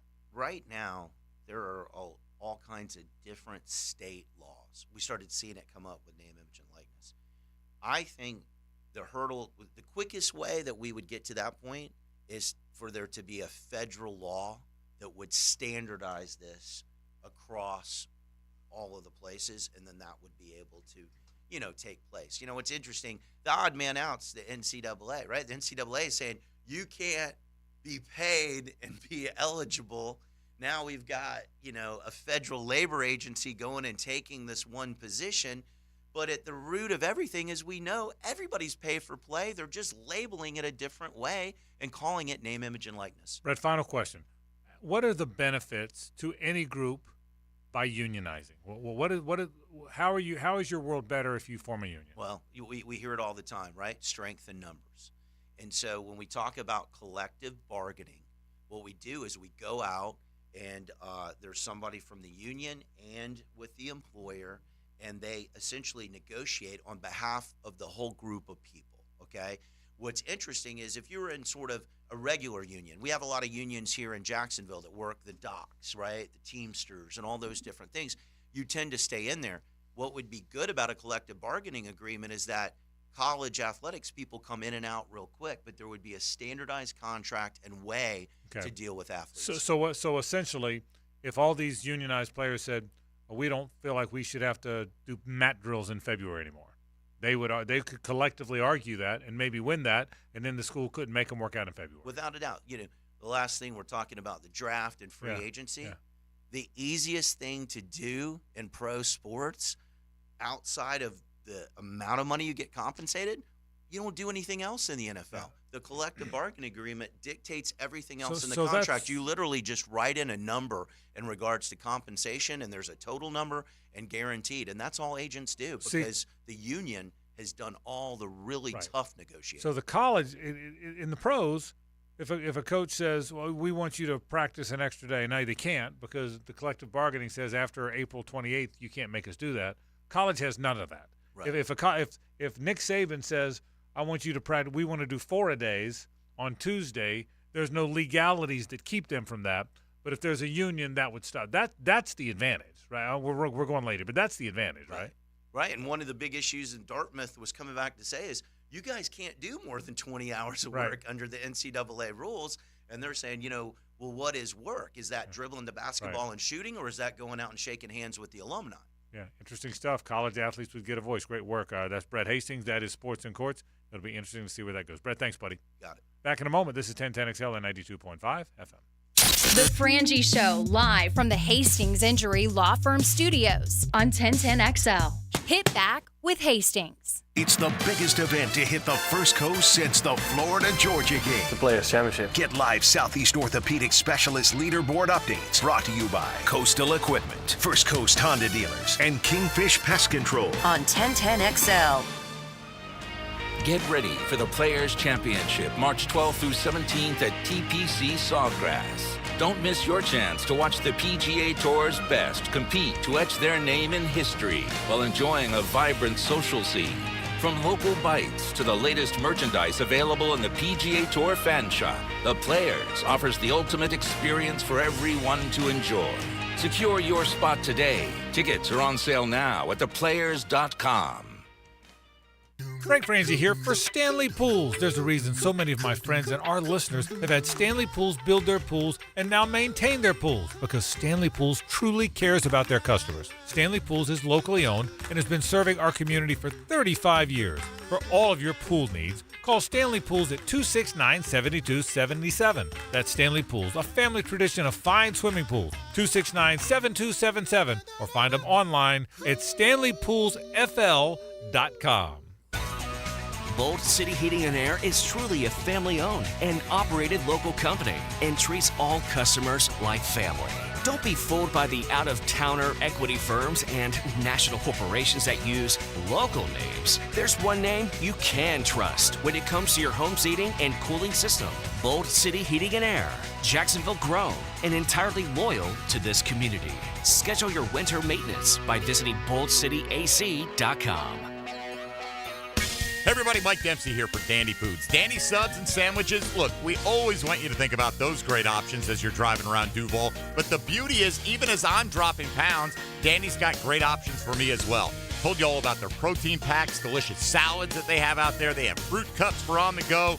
You know what they have. Veggie snack trays. You can grab those on the go as well. Perfect, healthy snack. Dandy is the name to know when you're on the go.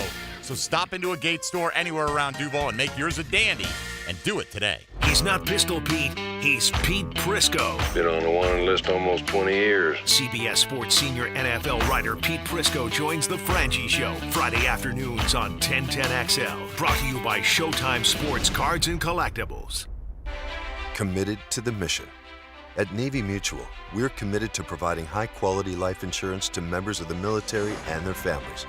Because at Navy Mutual, our highest commitment is to you. Visit NavyMutual.org. For Canine Veterans Day, Navy Mutual would like to salute all active and retired canines that have served our country. Canine Veterans Day has been officially designated as a day to honor these unique members of our military. America salutes you. Men, suffering from erectile dysfunction or PE? Frustrated taking pills that don't work? Here's a message from Prime Men's Medical Center. I'm Dr. Simovitz. Prime Men's Medical Center offers breakthrough treatments with men lasting longer than ever without pain or surgery. Call now. Your consultation and first treatment are free. You'll see instant results right in the office. Call Prime Men's Medical Center now. 904-664-8217. That's 904-664-8217. 1010XL is presented by Farah & Farah, exclusive injury law firm of the Jacksonville Jaguars. Protecting you and your family. Call 396-5555. Jacksonville. Wouldn't it be nice if we were older, then we wouldn't have to wait so long? And wouldn't it be nice to live together in the kind of world where we belong?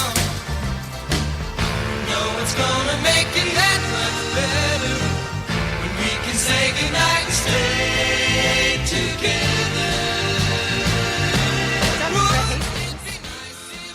When it comes to whether or not student athletes are going to unionize. It did make me think a little bit, because the conversation we had with him, because that is, I mean, if a bunch of college players have a union and have a collective voice, what if they say, Hays, your coach says, all right, everybody, mandatory study hall is Monday night at 8. and they get the union to fight, say, no, you can't make us go to study hall. We'll study on our own. That's not part of our job. Part of our studying is not part of our job. I'm not going to study hall. They could. Those are some of the things. If you want, I'm not saying they'd want to do that, but those are things you could win. And that's the thing. It's who is the union going to hire to be their advocate, and they would be very smart to hire somebody who has experience in the NFLPA. A lieutenant, somebody that is familiar with that level of football and what is expected in terms of players' rights. I think what could happen is their first deal is just an horrifically bad deal for them because they've never done it before. And then as they get further into it, they'll get those kind of concessions and fight a little harder for them. But I think the money is going to be so extreme early on that there's going to be more of a let's just get as big of a piece of this pie as we can, and we're not going to be overly concerned with the stipulations and quality of life and things like that. But if they hire the right person, if they hire somebody who is seasoned with negotiations between the NFL and the NFLPA, then in terms of the owners in the NFLPA, then, yeah, that could absolutely be in play in terms of, look, who's to say in 10 years a spring practice exists? It may just become something like what the NFL does in terms of OTAs where, it's very light. There's no contact at all. Spring practice now at the college level is physical, incredibly physical. And because the old adage is, well, you've got 3-4 months to heal up before we get into fall. So I think all those things could certainly be on the table, and it will be fascinating to see what things the players are concerned about and what things the players are willing to give into. But my guess is the first outing, it will be just get us as big of a piece of the pie as you can get us, and we won't worry about really a whole lot of other stipulations. It's interesting to me that student athletes, that term came about because if a student athlete got injured, the school didn't want them to be an employer because Right. then they would have to worry about all the compensation and things like that. Yeah, I think we always talk about, could there ever be a way where a student athlete is just an athlete, not a student?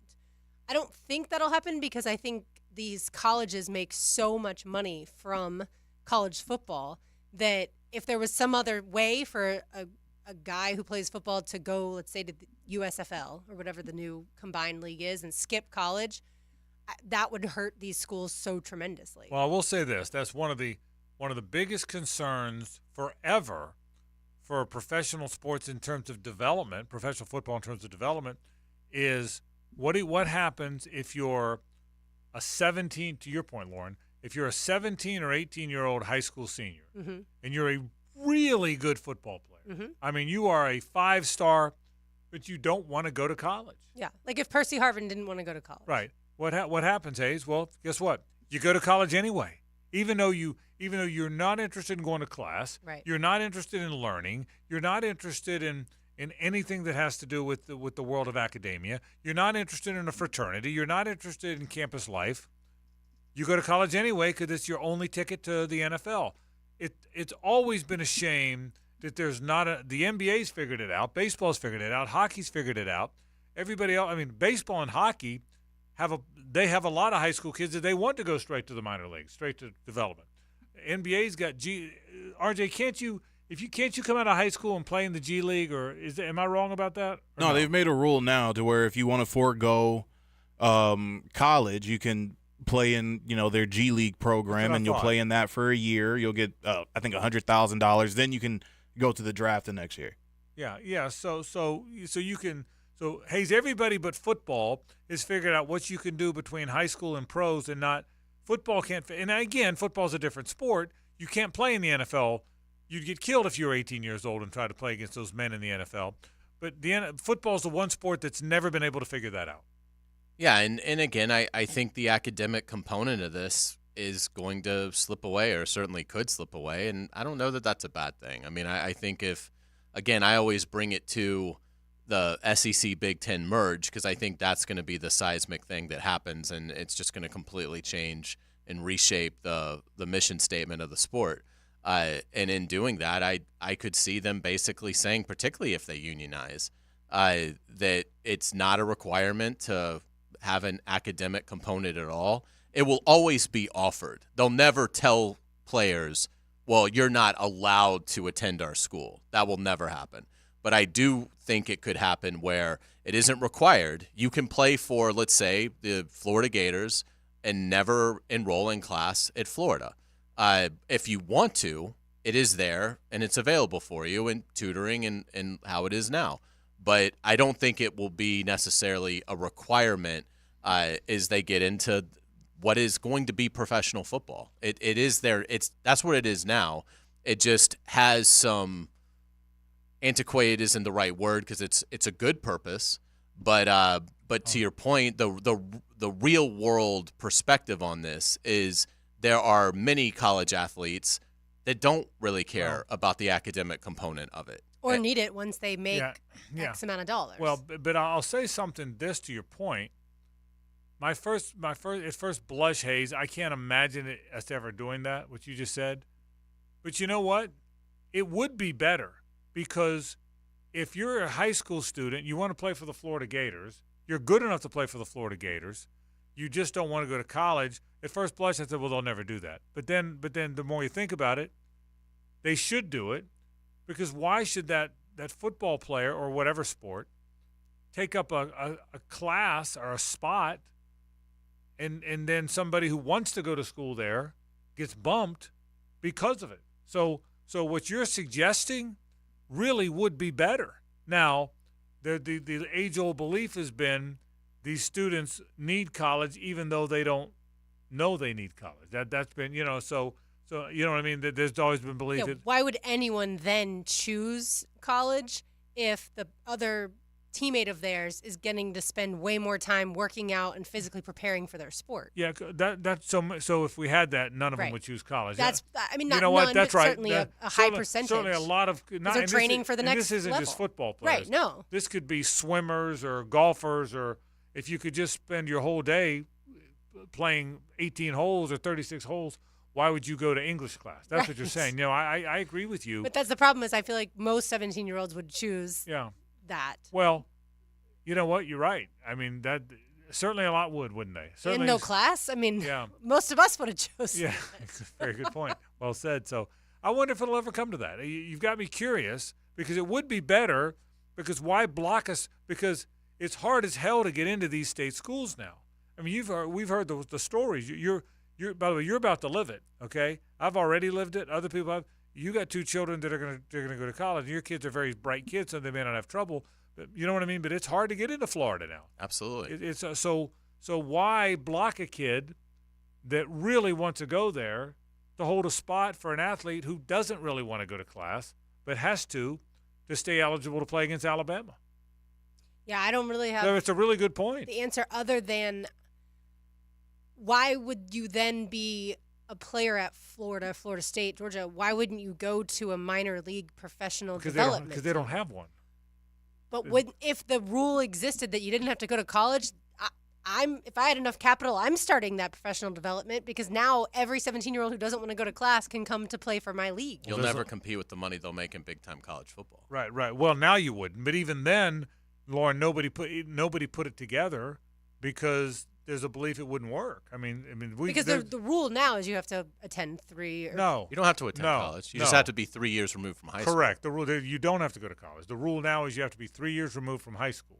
But what you do in those 3 years, you can go. You could get out of high school, go in the military for 4 years, turn around and play in the NFL. You don't have to go to college. You just have to be out of high school. You could train at IMG for 3 years. Yes, it's not advisable. Right. That's not a knock on IMG. It's just you get better playing football by playing football. But that's the whole point of the topic is no one's ever been every other sports has come up with a developmental tool for someone who wants to play in the professional ranks at some point but doesn't want to go to college. And so Hayes' idea is keep the college teams, same college teams, you just don't have to go to school. I'll be very interested to see how, and again, I don't think we're headed there, Hayes, but I also didn't think we'd be headed to where a car dealership could give you $1 million to play for your team, and it would be legal. I never saw that either.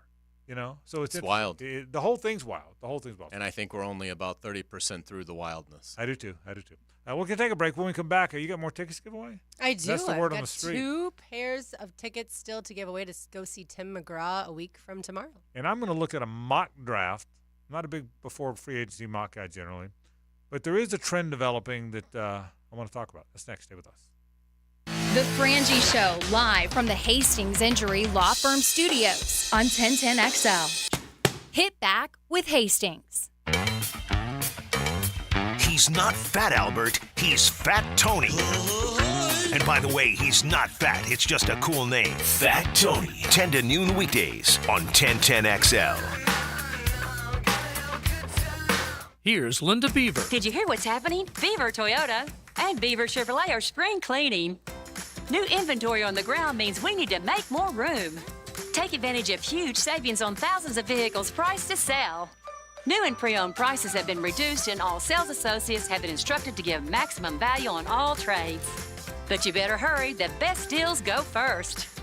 Head to Beaver Toyota in St. Augustine or Beaver Chevrolet in Jacksonville to take advantage of our spring cleaning sale. We're here to wow you. PRP treatment is kind of the thing these days, and in many cases, it eliminates the need for surgery. This is Sheridan Tootin, and my experience with PRP from Southeast Orthopedic Specialist has been nothing short of great. I'm really feeling much better now. Ask your Southeast Orthopedic Specialist doctor about PRP treatment. This is Dr. Kevin Murphy with Southeast Orthopedic Specialists, where athletes are treated like pros. Relieve pain and get back to life. SOS. Southeast Orthopedic Specialists. Home of the Jacksonville Jaguars. WJXL AM Jacksonville Beach. WJXL FM Jacksonville Beach. Hi, this is Carrie, the office coordinator at the dental practice of Dr. James J. McCall. Dr. McCall, along with me and my fellow team members, are committed to making your visit to the dentist a pleasant one. From scheduling, filing insurance, or reviewing treatment options, you're always our #1 priority.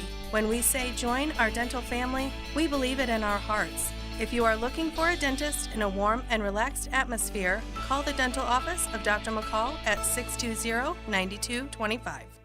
Dave Binion here with my son Ammon, who is the air duct cleaning manager at Zero Res.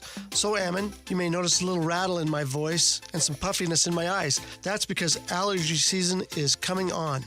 Can Zero Res help? Yes, your health has a lot to do with the air you breathe. A clean and healthy home begins with clean air. At Zero Res, we can help clean the air in your home by cleaning your air ducts, cleaning the coils in your HVAC units, and fogging the system with a powerful antimicrobial that helps kill and control the growth of microorganisms in your air. We also have options for maintaining your clean air with our excellent inline air purifier and UV lights that will help keep your system clean and healthy. At Zero Res, we are more than just air duct cleaners. We're a clean air specialist. Have Zero Res air duct specialists out, and right now we'll give you $50 off your air duct cleaning, and while we're at it, we'll give you $50 off your dryer vent cleaning. Zero Res. Spelled forward or backwards, it's the right way to clean.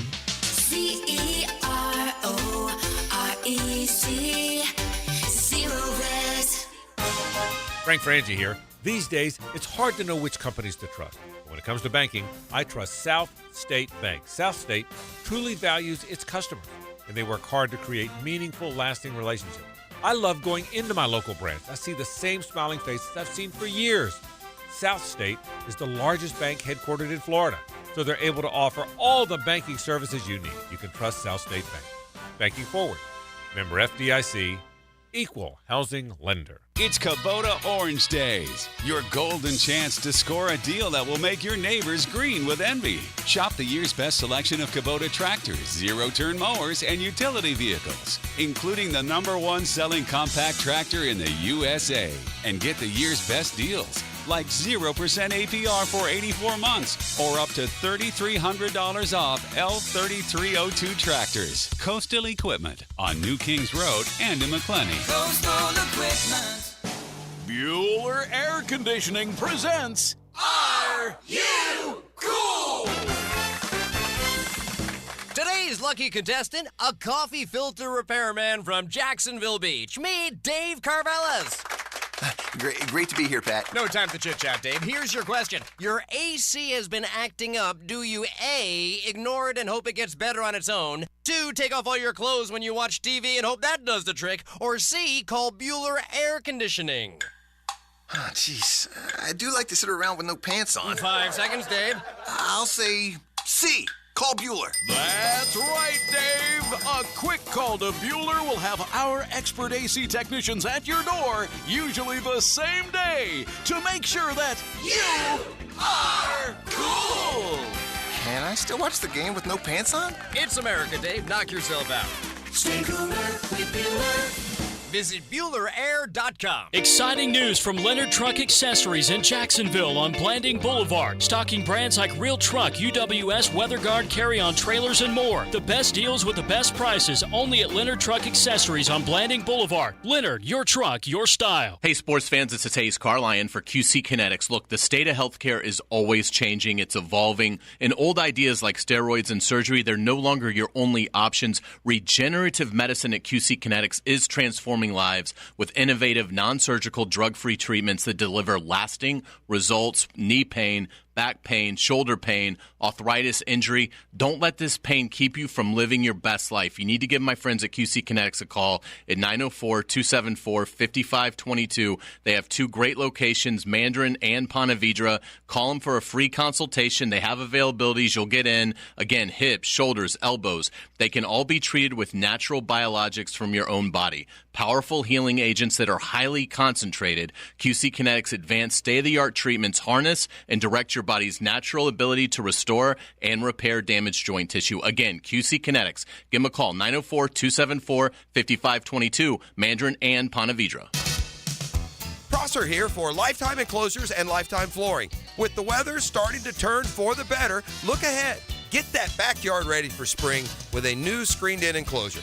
Maximize the space you have and make it great with Lifetime Enclosures and Lifetime Flooring. They truly are best in the business. If you have the space and the idea, give them a call today.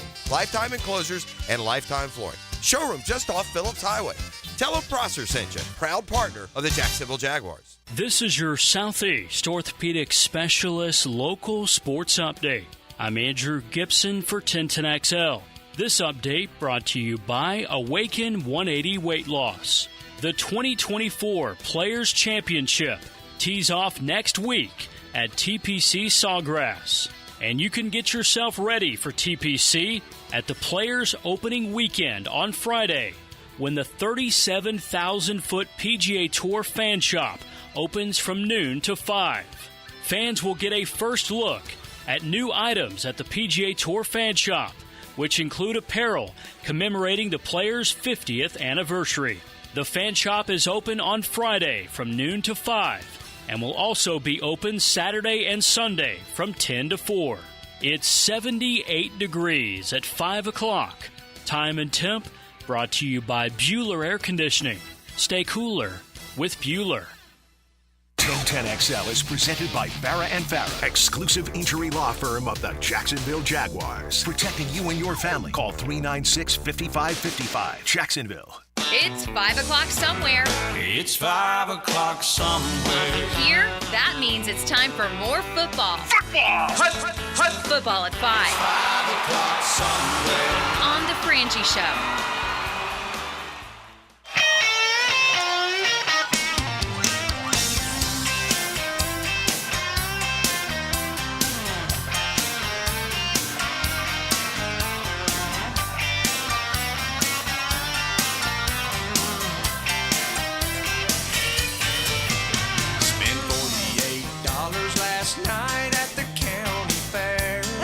For the county fair. You're Wouldn't you doggone right say? it is, $48? right?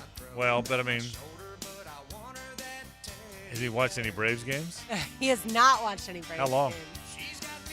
All year? All year. Okay. All season long.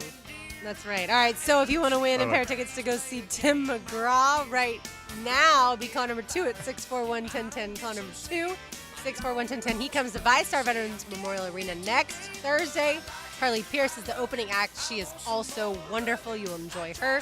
If you don't win the tickets, I'm so sorry, but the tickets are on sale at Ticketmaster.com, and we still have one more pair to give away, so keep on listening. And yes, Hays waits until we're almost through with the songs. No, I was reading an email. He ain't watched the Braves play a game all year. Do you know that? That's too bad. Hey, Acuna is going to be okay, it looks like, so that's good news. Hays, you were a Braves fan in 1998, right? Yes. Okay. There's a Morgan Wallen song called 98 Braves, and he likens... Put me down for 17 copies. He likens the end of a relationship to the 98 Braves and how things ended that season. Because of Eric Gregg? No, not because of that. I don't think that was the 98 season, but couldn't resist. Yeah, I get it. But yeah, How about that? How about that? baseball's right around the corner. I love baseball. I love the fact that baseball's here. And again, I think the Braves. But you got a World Series pick? Yeah. Who is it? I've The got- Braves? I've got the Braves over let's see, who am I going to have the Braves beating? I'll go Braves over Rangers? Astros? Who you got? I have the same one, I feel like, every year. Dodgers, Rays. Okay. Because The we had Dodgers it one Rays. year, Okay. and Dodgers won. I've got Braves over Yankees. Okay. What did you have last year? You had Braves last year, right? Yeah. I had them the year they won it. And I think I picked them every year since. Okay. Yeah, so Braves. You've been high on the Braves. I might have had Braves, Red Sox. We've I got had new Braves, Astros last Florida Gator jersey numbers. Is this like the greatest day for you when the roster comes out? And you've got another roster to add to the 1.7 million that you've got memorized in your head? Well, here's the deal. Have you already looked at it? I have not. But Montrell Johnson is number 2. DJ Lagway wants number 2. Now, do you give DJ Lagway number 2? Lagway's got 2. So Montrell went to 1. He went to 1. So Montrell would have to go to 1. And Justice Boone got number 1 as the well. only way you could steal Montrell Johnson's 2 and give it to Lagway is if you gave him 1. That's the only way you can do it. Yeah. All Because right. everybody wants one. Yes, I can't wait for this. In fact, I'm going to do. You guys go ahead and do the show. I'm going to look at numbers the rest of the show. Is it a gut punch to y'all right now when we're talking about numbers that Trevor Etienne's not on the team? Like you kind of, I'm kind it of over happens that. and then you move away and then it's like, you know what? wait, dang I'm it. going to say something. I want to get this mock draft thing, but I'm going to say something that'll be very the Gators will be mad at me for this. Okay. Number one, that never bothered me like it probably should have. Really? It didn't bother me. I mean, I'm not saying good job, Trevor. Go for the Bulldogs and win the Heisman Trophy. I don't. Okay, but it just I don't know. I just felt like listen, it's not like he grew up a Gator fan. He grew up in Louisiana.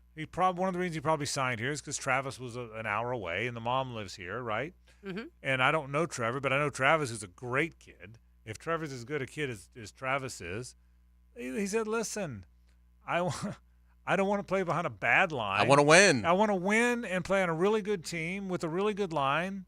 I'm not mad at the Gators. I'm not mad at you for Gators, but oh, by the way, I was the backup. I was the backup at Florida. I'm still shocked Montrell Johnson returned. Yeah, I am too. And I think one of the reasons Trevor came out is probably because he probably knew he was going to return. Yeah. And so, but I that should bother me more than it does. The guy didn't want to play there anymore. Okay, if you don't want to play on the team anymore, go play on the other team. I just think, and I may be the minority Right. on that. I just think he was probably the most talented player on the team. Oh, he's a really good player. And if DJ Lagway ends up starting a lot, then you had such a good back for him to give the ball off to. Yeah, I guess I mean I wasn't. You probably look like you're the same way. I was when it happened. happened. I wish he was still on the Gators. I was livid when it happened. In the 2 months since, I've sort of gotten to the point of, I mean, you don't wanna play for him ETN isn't going to be enough to save them anyway, in all likelihood. So, and yeah, it's hard to fault.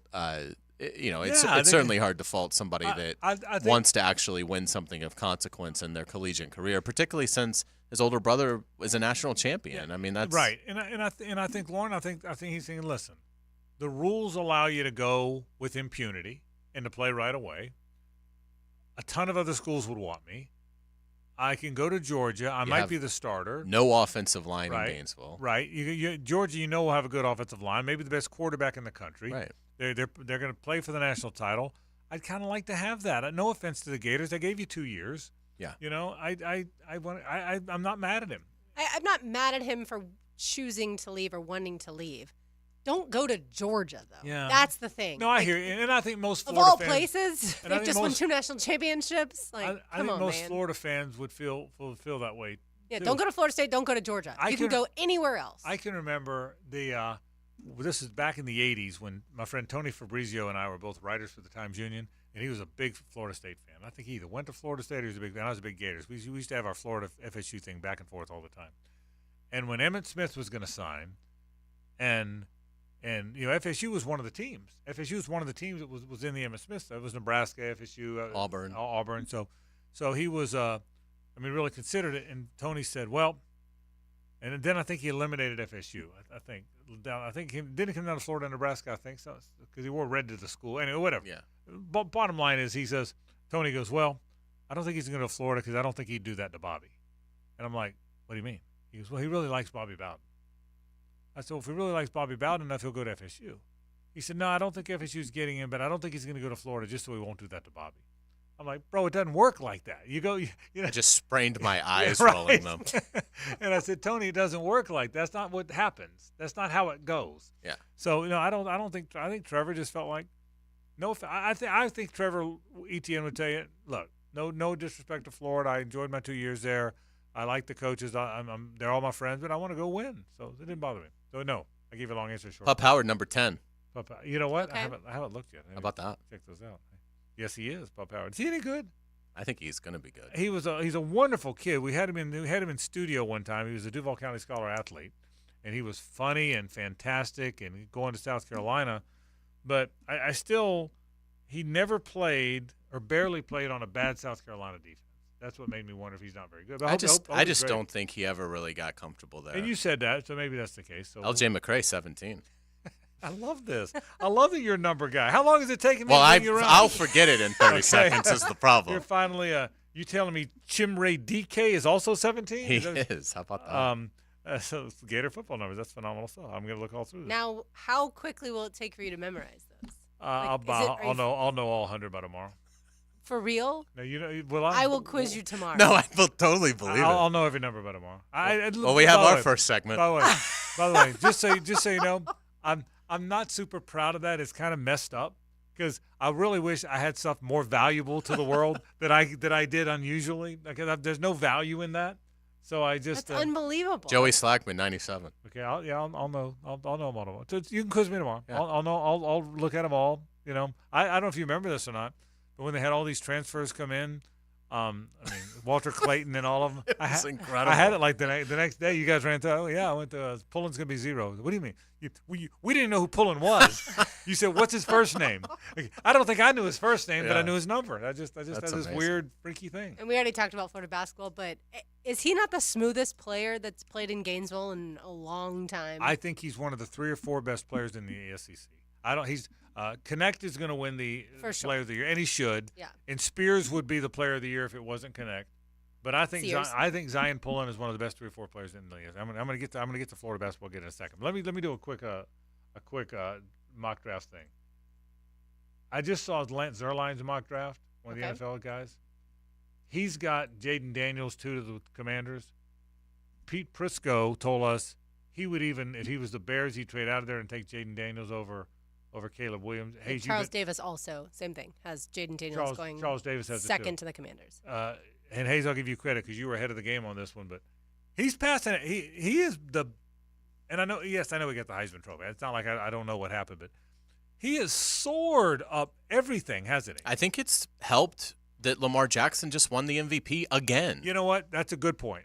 He has very similar playing style. Yeah, which is different than Caleb Williams and other guys in this draft. We're not that far removed from the way Lamar Jackson plays being viewed as a massive negative. When Lamar Jackson, it's hard to believe now, but he barely was a first-round pick, and had probably a better collegiate career than Jaden Daniels. I mean, they both won Heismans, but Lamar won his as like a sophomore. I just think that I think people look at the way Lamar Jackson plays and how effective he is, and I don't think Jaden Daniels is a carbon copy of him, but I think it's close enough to where it's really intriguing because it buys you so many more mulligans as an offense than somebody like Drake May is going to. And Drake May is a decent athlete, but he's probably not giving you a lot of 25-yard runs in the NFL. Jaden Daniels might give you like 2 of those every game.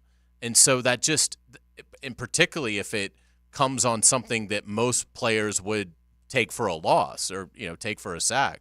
So I just think you look at that and he's a gifted passer as well. So I'm not surprised. I think Jaden Daniels will absolutely go before Drake May.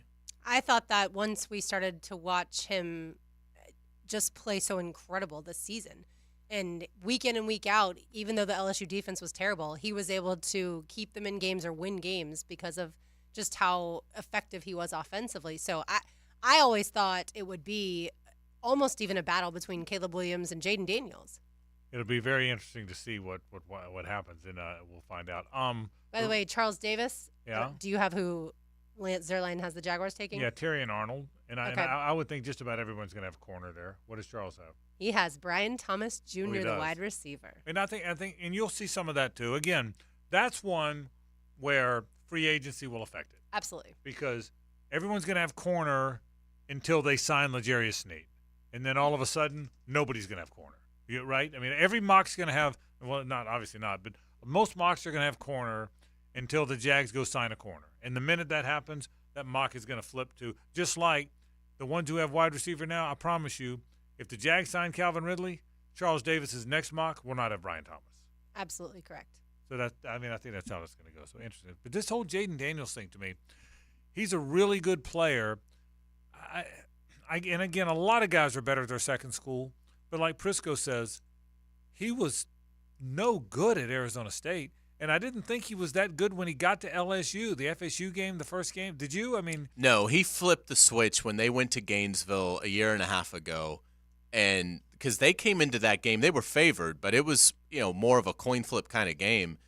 And not that Florida's defense was great, but the environment was incredible that night. And Jaden Daniels led touchdown drives on their, I know first 6 possessions. It might have been first 7. It was ridiculous. And Florida actually, with Richardson, did some good things offensively. That was a tight game. So it wasn't like, well, he's doing this, and, he keeps scoring, but Florida, it's a blowout. I mean, Florida was answering. It was a really entertaining game. But Florida's defense and the crowd just kept begging them for one stop. And Jaden Daniels just time after time after time after time after time went down and got LSU into the end zone. So to me, that was where he really started to figure it out. And then, obviously, from that point forward, he was arguably Caleb was fantastic the second half of that year. But then this past season, Jaden Daniels was obviously the best player in the country. So, it took some time. But, that finished product looks pretty ready for the NFL, in my opinion. How about Prisco made the point? I didn't realize this. Was this on air or off air? We talked about we this. were on. About all the talent they had. That Arizona State, at one point, had Jaden Daniels, who was the best player in America last year, had Rachaad White, who just had essentially a 1,000-yard season for the Bucs, had Brandon Ayuk, Ricky Pearsall, and Johnny Wilson as his 3 receivers. Herman Edwards, God bless you. How badly must that team have been coached in a league that's not very good? Yeah. Can you imagine? It's incredible. Jaden Daniels, Rachaad White, Ayuk, Pearsall, and Johnny Wilson on the same skilled players together. I knew a few of them, but I certainly didn't realize Ayuk was there at that point in time. He was a That's senior. crazy. He was a senior in the other. I mean, think about that. Yeah, that's wild. Question: if Carson Beck was in this draft, if he had elected not to go back to Georgia, where does he get drafted? Well, that's a great question. 3rd? Yeah, high. He might be ahead of May. That's the question. He wouldn't be ahead of Williams or That's Daniels. the question you'd have to ask is where would he be then? And he might be 4th. I do think he'd be ahead of McCarthy. It is a good question. Yeah, so he's not perceived as like a generational NFL prospect. He's perceived now as the front runner to be the number 1 pick in a year in which the quarterback position doesn't look particularly strong in 25. We'll take a break. When we come back, another thought about Todd Golden. I want to get to that when we return. This is 1010XL on 92.5 FM. The Frangie Show, live from the Hastings Injury Law Firm Studios on 1010XL.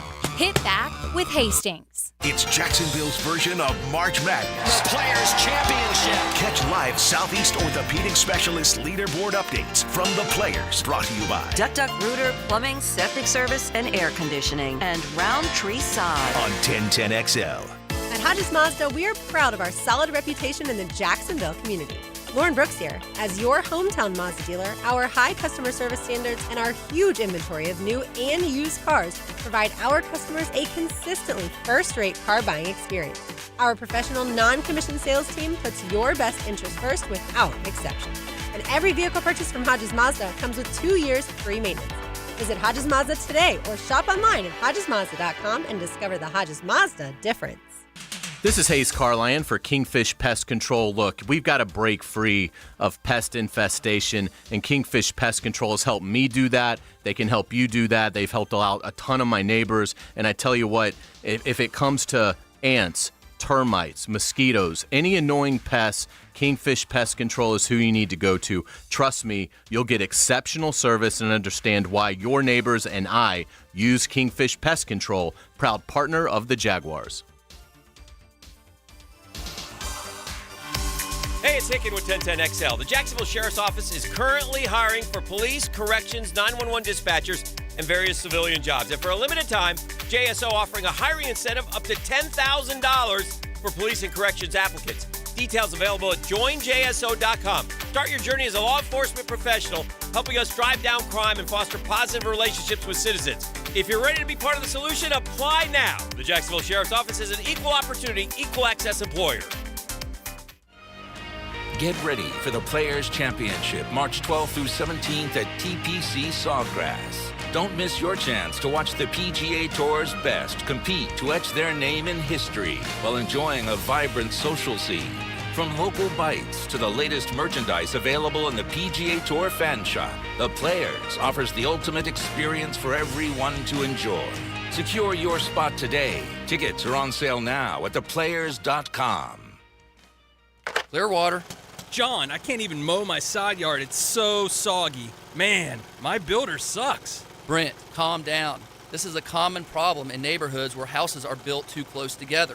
You need gutters and a properly installed French drain that will soak up subsurface water. We can completely dry it up. So I can take my builder off my speed dial now, huh? Yeah, we got you, buddy. Let that builder bitterness go. Clearwater irrigation and drainage too.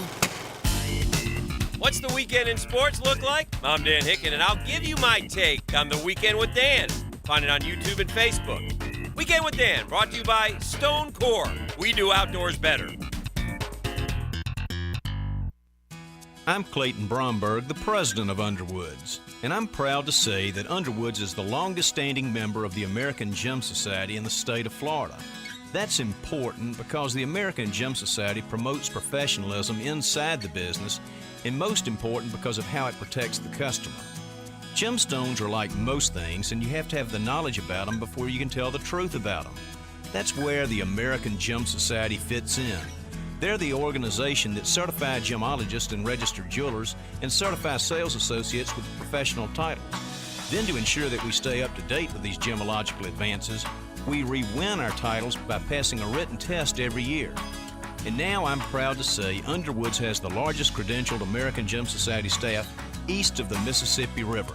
So if you're interested in diamonds and jewelry and want real professional help, stop by Underwoods. Underwood Jewelers in San Marco, in Avondale, and at the shops of Ponte Vedra. Florida and Florida State baseball face off at 1-1 Financial Ballpark Tuesday, March 26th for the Fresh from Florida Sunshine Showdown. The annual Florida State versus Florida baseball game is a can't-miss event hosted by Gator Bowl Sports.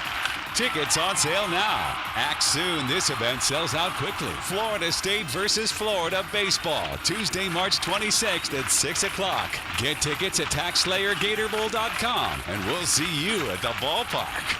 Are you 18 years or older, just got married, just got divorced, or have children? Listen up. Have you done your last will and estate planning? If you have questions, call Matt Hinson with the Hinson Law Firm.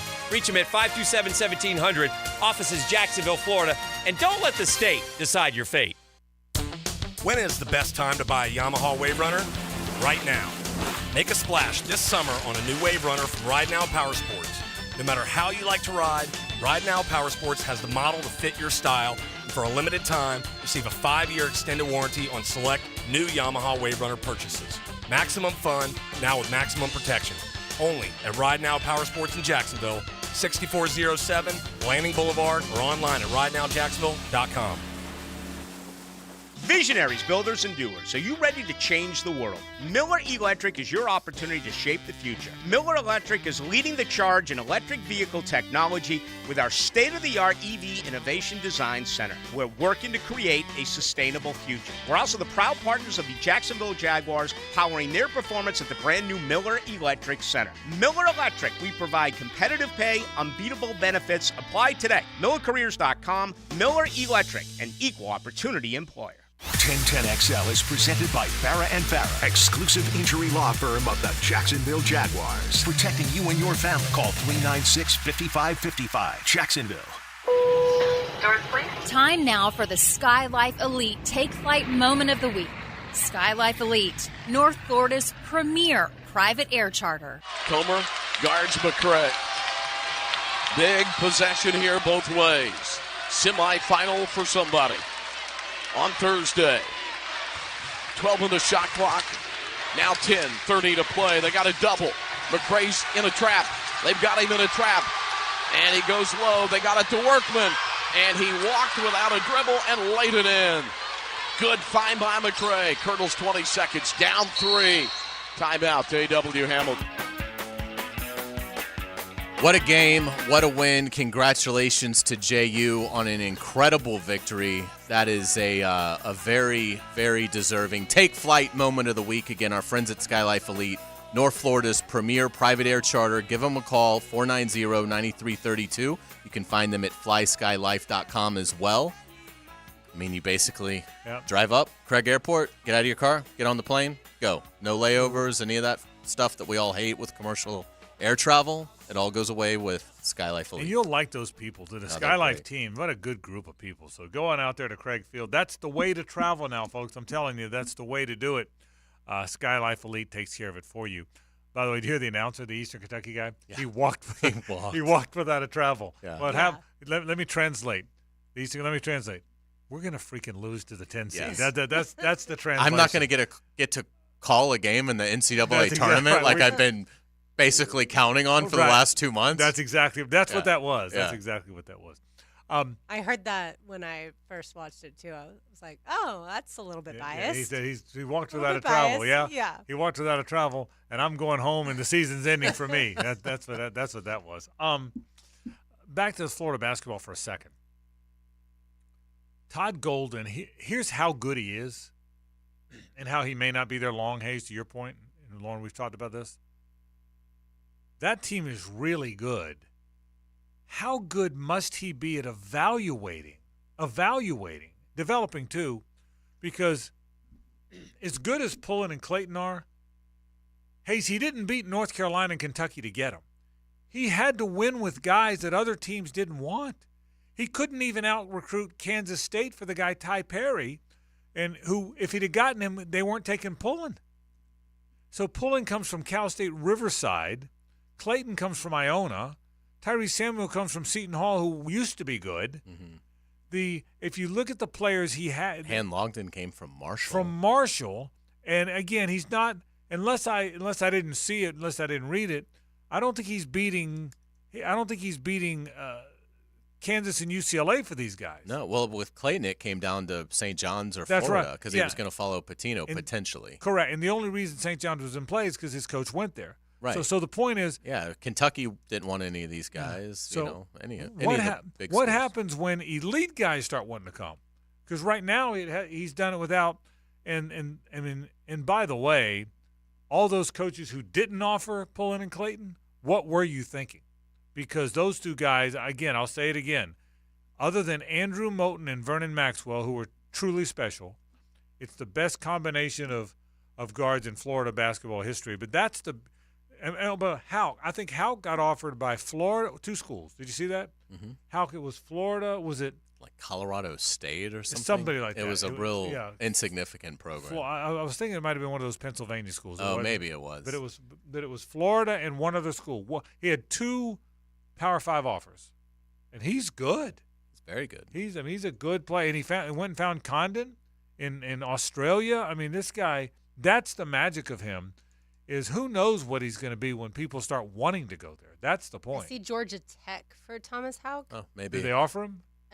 They offered him in June. Okay, I think that might be the only one. I think That's all I see. And they don't have really much of a program No. right now. So I mean, they used to be great, but yeah, I think in looking at it, Golden is similar to Mike Norvell a little bit in terms of he brilliantly worked a portal when he didn't have a whole lot to sell, and really no one really knew who he was. And now Mike Norvell, he's further ahead than Golden because he's had 2 good years. But Norvell now, it's a much easier sell, for kids in the portal because you've brought Florida State back. So now it's, kids that enter the portal, they're thinking about FSU as they enter it because they've seen the success that other players have had. And that's what you would like to think Golden will have this offseason, particularly if Florida is able to win 3 or 4 more games this season. If they beat Vandy, they win, let's say 2 in the SEC tournament. They win, let's say 2 in the NCAA tournament. And it's going to be a much easier to sell, particularly again. I mean, Norvell has an exciting offense. Well, so does Golden. Golden has the Gators 7th right now in scoring offense after last night's 105-point performance. So that's going to be a system that's going to be attractive to players. So I am really curious to see where it goes. He hasn't made much of an impact with the elite high school recruits, and that's where I think maybe you can get away with that now in basketball. I still don't think you can fully get away with that in football. I still think you have to recruit pretty well in high school to have a chance to win the national title in football. Basketball, it almost seems like it's you would certainly like to be good in getting 5-star players to sign with you, but it seems like because there's just so many Division I programs, with there being 320, that if you can get 4 of the top 40 players in the portal, it stands to reason you're probably going to be pretty good, particularly if you know what you're doing as a coach. So yeah, I'm very curious to see if you do see an appreciable difference in the level of player that Golden brings in next year, because this roster is going to turn over quite a bit. I also think if you focus on Alex Condon, that has to send a really good message to people who actually grew up playing basketball, that here Golden was able to take a kid who obviously, if you watch the broadcast, any game, they're going to talk about the fact that he played Australian rules football. So here's a guy who basketball wasn't his sport, and look at what he's been able to do. I mean, that's where Todd Golden's such a good developer, and that's where kids want to play. They want to play in a fun system, a good offensive system, and they also want to be developed. Yeah, he's check for all that. Mm-hmm. I'm telling you, man, he's a really, really good coach. I mean, unless we're wrong and it's a fluke, if they keep him for a long time, it looks like Florida basketball is going to be on the precipice, man, doesn't it? I mean, absolutely. Think so. I mean, it really does. Because I still think they are going to make the last night was a big statement. I think by the time we get to the end of this thing, it's going to be like the 4th biggest statement that they made in the year. I think they've got some big wins coming over the next month. Well, I'll tell you this: if they don't get spooked by the tournament and they don't lose that first one, and they kind of settle in, good luck. They're tough out then. Now they're. I'll say it again. It's hard to keep up with them. Yeah. I mean, that's Alabama. They play we really thought fast. would be able to. Alabama, obviously, in their own gym did. And I'll tell you something else they did too. And you could really, they said didn't let up because he stayed on them, don't blow another big lead, but they kept playing fast. Your tendency when you get up big, 18, 20, 24, 17, is to take the air out of the ball and let the clock be your friend. Well, that's been the kiss of death for them. So last night they never slowed up. Now what helps is Alabama's playing fast too, but they kept their tempo, which is again not normally what you would do, but they kept their tempo and they won the game because of it. And it's the good thing that they've already experienced all that, because now Golden knows how to do it when they do get into the SEC tournament and when they do get in the NCAA tournament. Yeah, they all play. They're learning as they go. We'll take a break. Lauren's going to wrap the program. She's got one more pair of Tim McGraw tickets, and she's got news and notes after this. The Frangie Show, live from the Hastings Injury Law Firm Studios on 1010XL. Hit back with Hastings. This is Brent Musburger's Action Update, brought to you by Duck Duck Rooter Plumbing, Septic, and Air Conditioning, proud partner of the Jacksonville Jaguars. Now, here are the latest lines from my guys in the desert. The PGA Tour will be in Orlando, Florida this week for the Arnold Palmer Invitational, which will take place at Bay Hill Golf and Country Club. Scotty Scheffler is the betting favorite at plus 650. Rory McIlroy plus 800. Victor Hovland plus 1,600 to win the tournament. Patrick Cantlay is at plus 1,800. NASCAR will be racing at Phoenix on Sunday, the Shriners Hospital 500. Kyle Larson is the betting favorite to take the checkered flag at plus 550. William Byron, the race's defending champion, plus 700. Ryan Blaney also plus 700 to win at Phoenix. This update brought to you by Duck Duck Rooter Plumbing, Septic and Air Conditioning, a proud partner of the Jacksonville Jaguars. I'm Tony Desiri with your VSiN Action Update on 1010 XL. Attention all business owners. The raining season is coming and it's important to ensure that your property storm drains are free from debris and functioning properly. That's where Duck Duck Rooter comes in. Our powerful VACCon truck can effectively clean out your storm drains and prevent costly damage to your property from flooding. Don't let clogged storm drains ruin your business and reputation. Call Duck Duck Rooter today to schedule a cleaning before the rains hit. 904-862-6769 or online at duckduckrooter.com. Hacker here, and I have a huge announcement. I've started Awaken 180 weight loss. That's right, yours truly is finally making the 180 I've needed to do for many years now. The combination of turning 40 and wanting to keep up with my 4-year-old son was a ton of motivation. What's more motivating? In just 1 week, I dropped 19 pounds. You heard me right, 19 pounds in just 1 week. Now, I do have to say, these results aren't the norm, but when you have the amount of weight I needed to drop, the results came quick. In just 1 week, I have more energy and I feel great. Mike and Matt were right. Awaken 180 is simple. I'm eating to lose weight and having fun in the process. Whether you've tried to lose weight 20 times or if this is your first time, with Awaken 180, it will be the last time. Fast. I mean fast results, and then you receive free support for life. Make the call. 844-346-1800. That's 844-346-1800 or online at awaken180weightloss.com. Here's Linda Beaver. Did you hear what's happening? Beaver Toyota and Beaver Chevrolet are spring cleaning. New inventory on the ground means we need to make more room. Take advantage of huge savings on thousands of vehicles priced to sell. New and pre-owned prices have been reduced and all sales associates have been instructed to give maximum value on all trades. But you better hurry, the best deals go first. Head to Beaver Toyota in St. Augustine or Beaver Chevrolet in Jacksonville to take advantage of our spring cleaning sale. We're here to wow you. Frank Frangie here for South State Bank. Look, I depend on South State for so many things: personal accounts, small business banking, and banking for our nonprofit. South State Bank can help you reach all your financial goals too, whether you're just starting out or focused on financial planning. South State offers convenience with their online and mobile banking. You should check out South State Bank, as they were recently recognized by Forbes as one of America's best banks. That's South State, banking forward. Member FDIC, equal housing lender. There's something that binds us all: the constant hunger to improve, the obsession with every detail, and the reward of a custom fitting taking your game to a whole new level.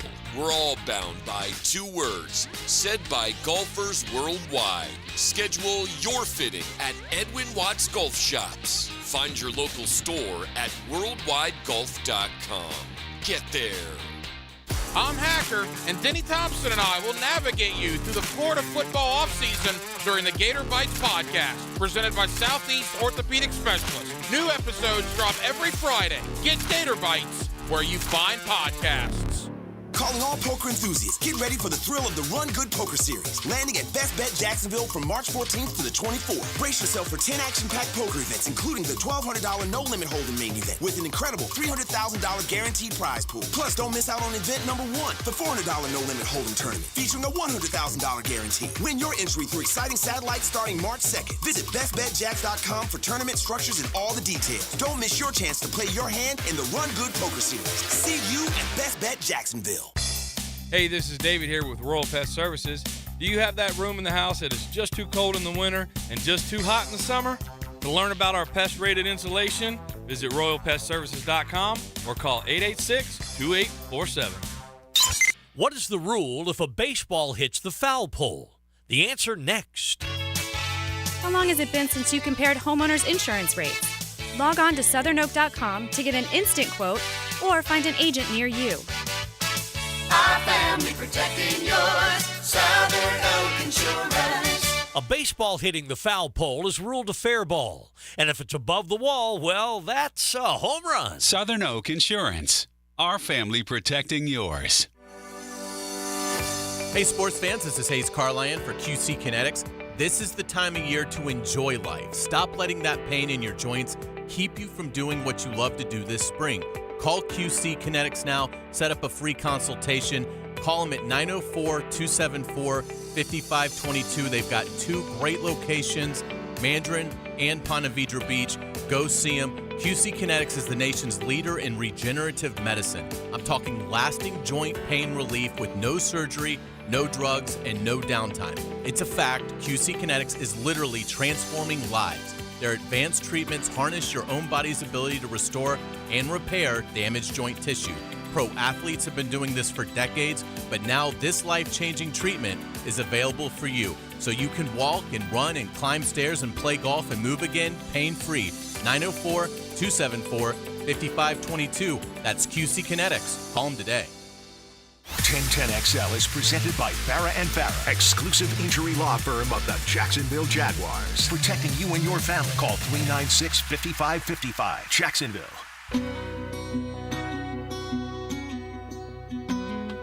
What's going on in the world? It's time for Frangie Show news and notes. Here's Lauren Brooks.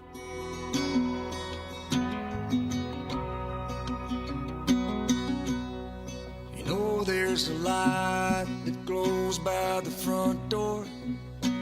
Don't forget the keys under the mat. When childhood stars shine, always stay humble and kind. If you want to go see Tim McGraw next Thursday at ViStar Veterans Memorial Arena, be call number 4 right now. It's 641-1010. Call number 4, 641-1010. This would be Humble and Kind. And I have a feeling he'll play this one. I haven't looked at the set list. He'll but I play have a it. feeling He'll play it. it. Yeah. Carly Pierce is the opening act, and the tickets are on sale at Ticketmaster.com if you didn't get the chance to win them today. You did a good job picking the 3. Oh, thanks. Thanks very much. You have a pillow at your house that says "Always stay humble and Yes, we kind." do. You have a good memory. Yes, we do. My wife got that. Yep. I figured she bought it. I don't see you buying many pillows for your You didn't think I was What going was to the last pillow you bought? You didn't think I was going to Bed Bath & Beyond and doing the family shopping? Oh. That would be correct. All right, gentlemen, let's go over some college football coaches. I've got Bruce Feldman's top 25 of coaches, of course, now with Nick Saban out. Billy Napier. I said it before Hays One. get to it. Okay, I was trying to Yeah. beat him. You knew it was coming. If Yeah. I could ever beat him to one of those, I feel good. Get number 1, Billy Napier. Okay. Well, you did. And as you both know, Billy Napier did not make the list, nor did he make the honorable mention list either. So, I don't think he would have made a list if they did the top 50. I don't think he would have either. And Honestly, I don't. No, I'm not. I don't No, think I don't. so. He wouldn't. No, he wouldn't. Right after the season where he had all the So he listed- issues So and Bruce everything. listed 1 through 25. That's correct. All right, I think you will have a consensus number 1. Kirby. That would be correct. I think you'll have a consensus number 2. I think. With Nick but out, you I won't don't. number 3. With Nick out, I don't. Dabo. Dabo is number 2. Okay. You will not get number 3. Hayes, have you seen the list? I have. Okay. Number 3. I would not have gotten it. No, no one would get it unless you live in this state, and it's a flyover state. Where Dorothy lived. Oh, what's that guy's name? What's that guy's Double name? L. Yeah, Lance Leggett. Lance Leopold. Lance Leopold. Yeah, but I would not have got. I would have Okay, guessed. yeah. So last year he was he's the number- 3rd best player coach in the country. I would have guessed. I would have named 25 names. Yeah. Not got him. It was interesting because Stuart Mandel also did the same Okay. list, and there was some discrepancies. Like Mandel had Dabo like 9th, Okay. which I thought was interesting. That is interesting, but maybe because he's not embracing the portal. That's as sort of what he much. said. He was like, I get what he's done, but I'm Yeah. basing my list on the guys right now, Mhm. and I have seen the program slip, so he still deserves to be in the top 10. But Right. Where's Norvell on these lists? So Kalen DeBoer is number 4, pretty Okay. high. Ryan Day is number 5. Yeah, he's slipping a little, but his numbers are certainly extreme. Brian Kelly, LSU head coach, number 6. Okay. This one I think people would disagree with, but Penn State's James Franklin, number 7. Good coach. I don't know about that high. Kyle Whittingham, Utah's head coach, number 8. Lincoln Riley of USC, number 9. And Mike Norvell, to answer your question, FSU, number 10. Last year, he was 21. I think Norvell's hiring some of those guys. For me, I'd have Mike Norvell hire some of those. To me, it just speaks to this might be as shallow a pool of star coaches at the college football level that we've had in a long maybe as long as I followed the sport. I mean, it's one star in Kirby Smart, and I'm not sure that there's. I mean, Dabo is a star, but I'll concede Mandel's point a little bit. I mean, I would have Dabo in the top 5, and maybe I would listen to an argument for second if you're basing it on his whole career. But I mean, you look around and it's like, where are the stars? Where are the icons of this sport? And on the sidelines, they're just not there. I mean, Kyle Whittingham is a fine coach. James Franklin is a solid coach. I think in the 90s and the 2000s and I don't think those guys would have been considered top 10 coaches. I mean, it just seems like it's awfully shallow to me right now. That's a good call. I agree with you. I think what's happened is a lot of the name coaches in recent years have gotten out. Urban among those. Say which one of it. Urban. He's one of the name coaches. Saban just got out. I think Spurrier's not that far removed. Harbaugh went to the NFL. Harbaugh just left. I think some of those name coaches over a period of 5, 6, 7 years. Willie Taggart. But isn't he still coaching? But those name guys got out, and so other guys chose the NFL. I would imagine, and they weren't replaced by a lot of good name guys. Now Ryan Day replaced that group. Dabo and Kirby. Yeah, I agree. There's not a lot of big names. I agree with that. I was surprised that Kiffin was as low as he was because I think he was low on both. Feldman, I want to say he barely made the list, right? Kiffin is 21st on Feldman's list, which is a surprise because Ole Miss had a nice year last year. So you're not basing it on expectation this season. Obviously, there's a lot of hype for Ole Miss, but they had a nice year, and he's done he's done good things in his coaching career before last season. So that one was a little bit of a surprise for me because I think Mandel had him maybe 10th or 11th. Yeah, that's a big difference. But I could, if you had asked me where will Lane Kiffin be on both these lists, I would have thought top 10, somewhere in the top 10. I would have thought so too, and certainly ahead of a guy like Lance Leipold, for sure. And the Kleiman guy for Kansas. Yeah, he comes in at number 12, State. just after Steve Sarkisian. Yeah, so Kansas has two of the best coaches in the country, Scott Strickland. If Lane Kiffin tells you he's not interested, also true. Sark, I do think, to your point earlier, Hays, as far as name coaches, I think Steve Sarkisian is very close to getting to be one of those. Yeah, and he was 11th on this. Yeah, list. that was lower than what I thought. I thought he was would be unranked a year ago. So I also wonder when Feldman jump. does it, is he comparing it to his rankings previously? Somebody had Cristobal on the receiving consideration list. That's Bruce Feldman. How can you possibly put him on there? He doesn't even know basic math. Yeah, I do not think he's a particularly good coach. No. No, not at all. All right, so we've talked certainly all about the Josh Allen getting franchise tagged situation, and then, of course, where that leaves Calvin Ridley. I looked at a list of 101 best free agents. Care to take a guess as to where Calvin Ridley is now that it's been updated? Yeah, I'll bet he's high. Top 10, I'll go. This is whose list? This is because I saw one list that had him 14th, which I was surprised he was that low. This was an aggregate on NFL.com. I'd go top 10. Okay. 10, 8, somewhere between 8 and 10. I saw a list where he was 14th, but I would agree if I was doing a list, he'd probably be somewhere around 7 or 8. He comes in at number 8. He is, of course, the first wide receiver. Comes in at number 8. And Brian Diardo of CBS Sports has 5 landing spots for him if he does not play for the Jacksonville Jaguars.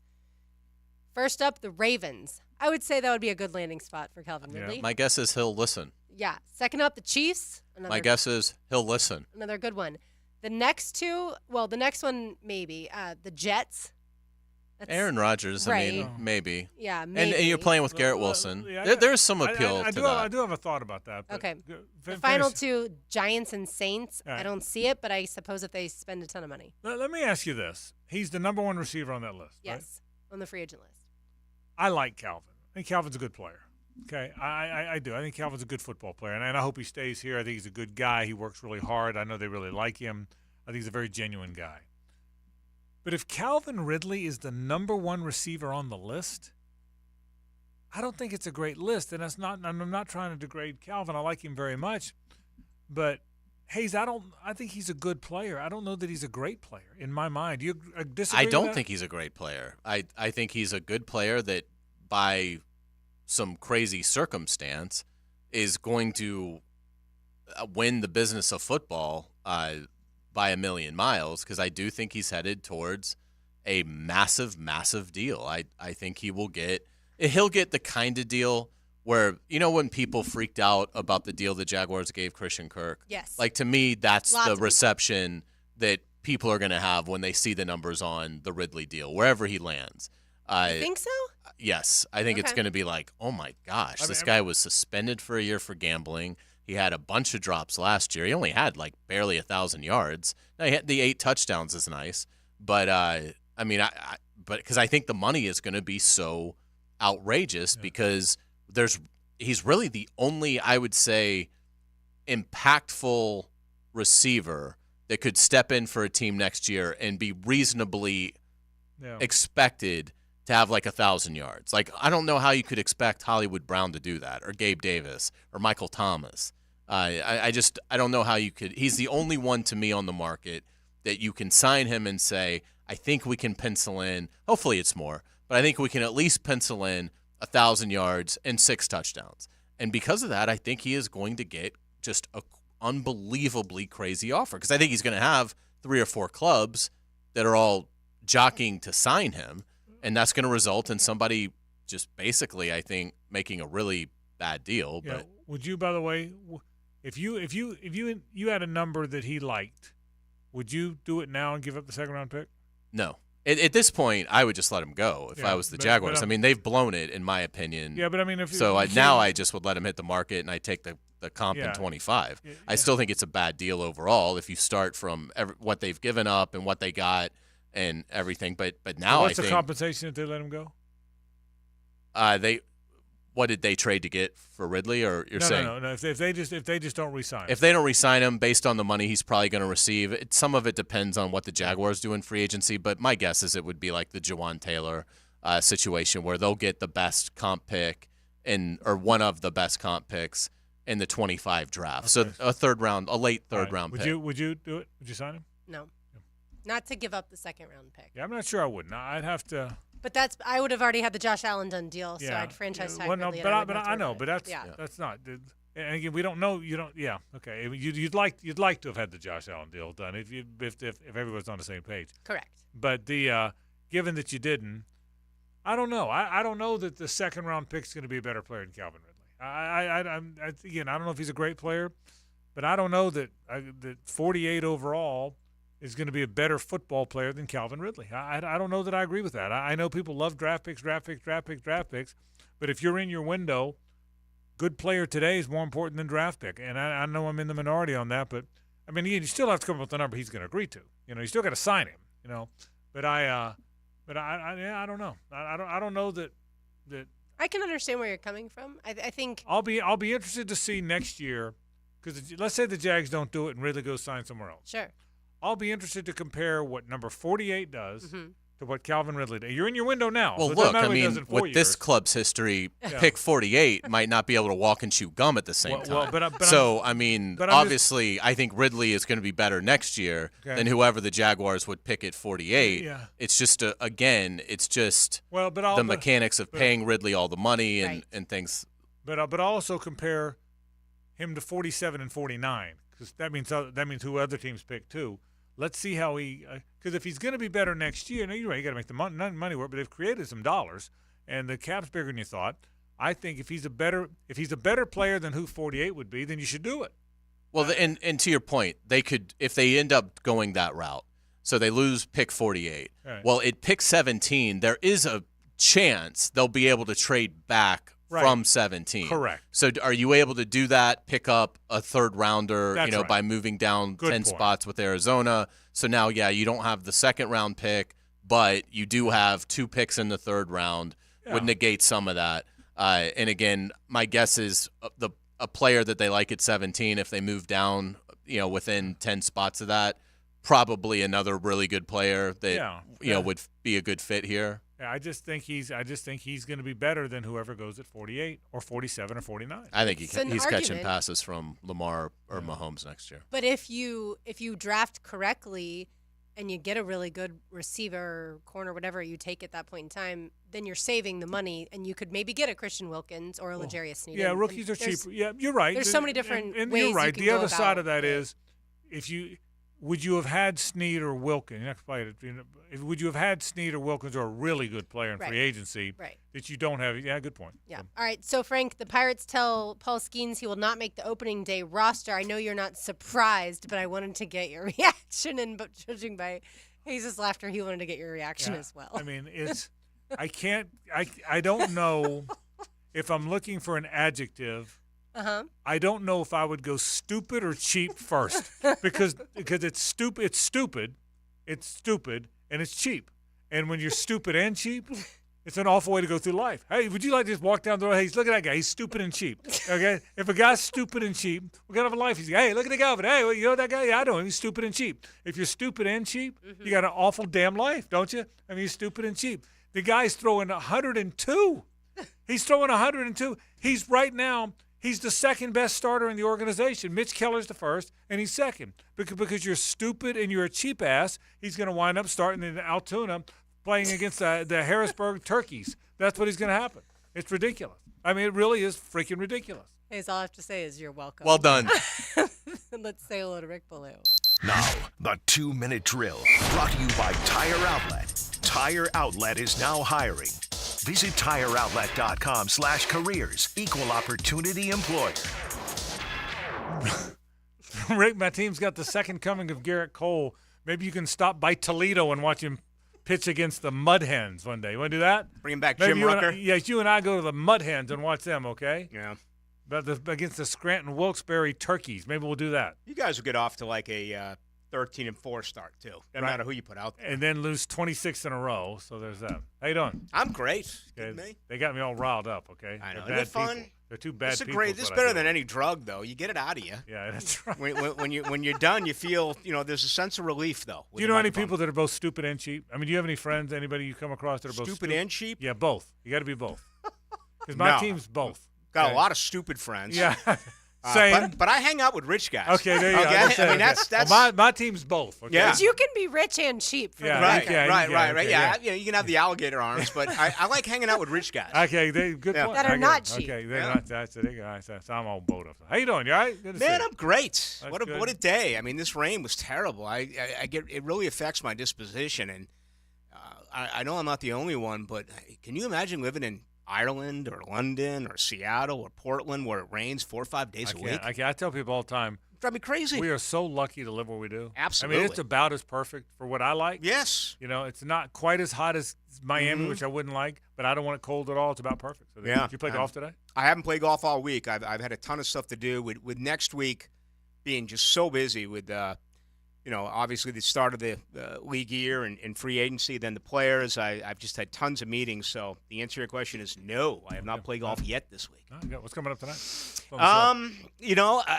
I got quite a few thoughts on what Trent Baalke did and didn't do yesterday, and I'll express that. But now it's about fixing it. It's about trying to solve what's going on with this team, and we don't have a lot of time left. I mean, we got tonight's show. I'm actually off Friday. So I got tonight and tomorrow to kind of figure out what this team is going to do, because by the time I come in here on Monday with legal tampering, you got to believe that most of the moves are going to be made right out of the gate on that Monday. So what is Jacksonville going to do? We'll explore that. John Osher is going to join me coming up in about 1 hour. So really looking forward to it. All right, Rick Ballou goes into the night, and that comes up right now. Folks, that'll do it for our program. Tomorrow, same bat time. Same bat channel, 2 more days, and then it's Players Championship Week, which is exciting stuff. We're out of here. Don't go anywhere. Rick Ballou goes into the night right now. For Hayes, Lauren, and RJ, I'm Frank Frangie. So long.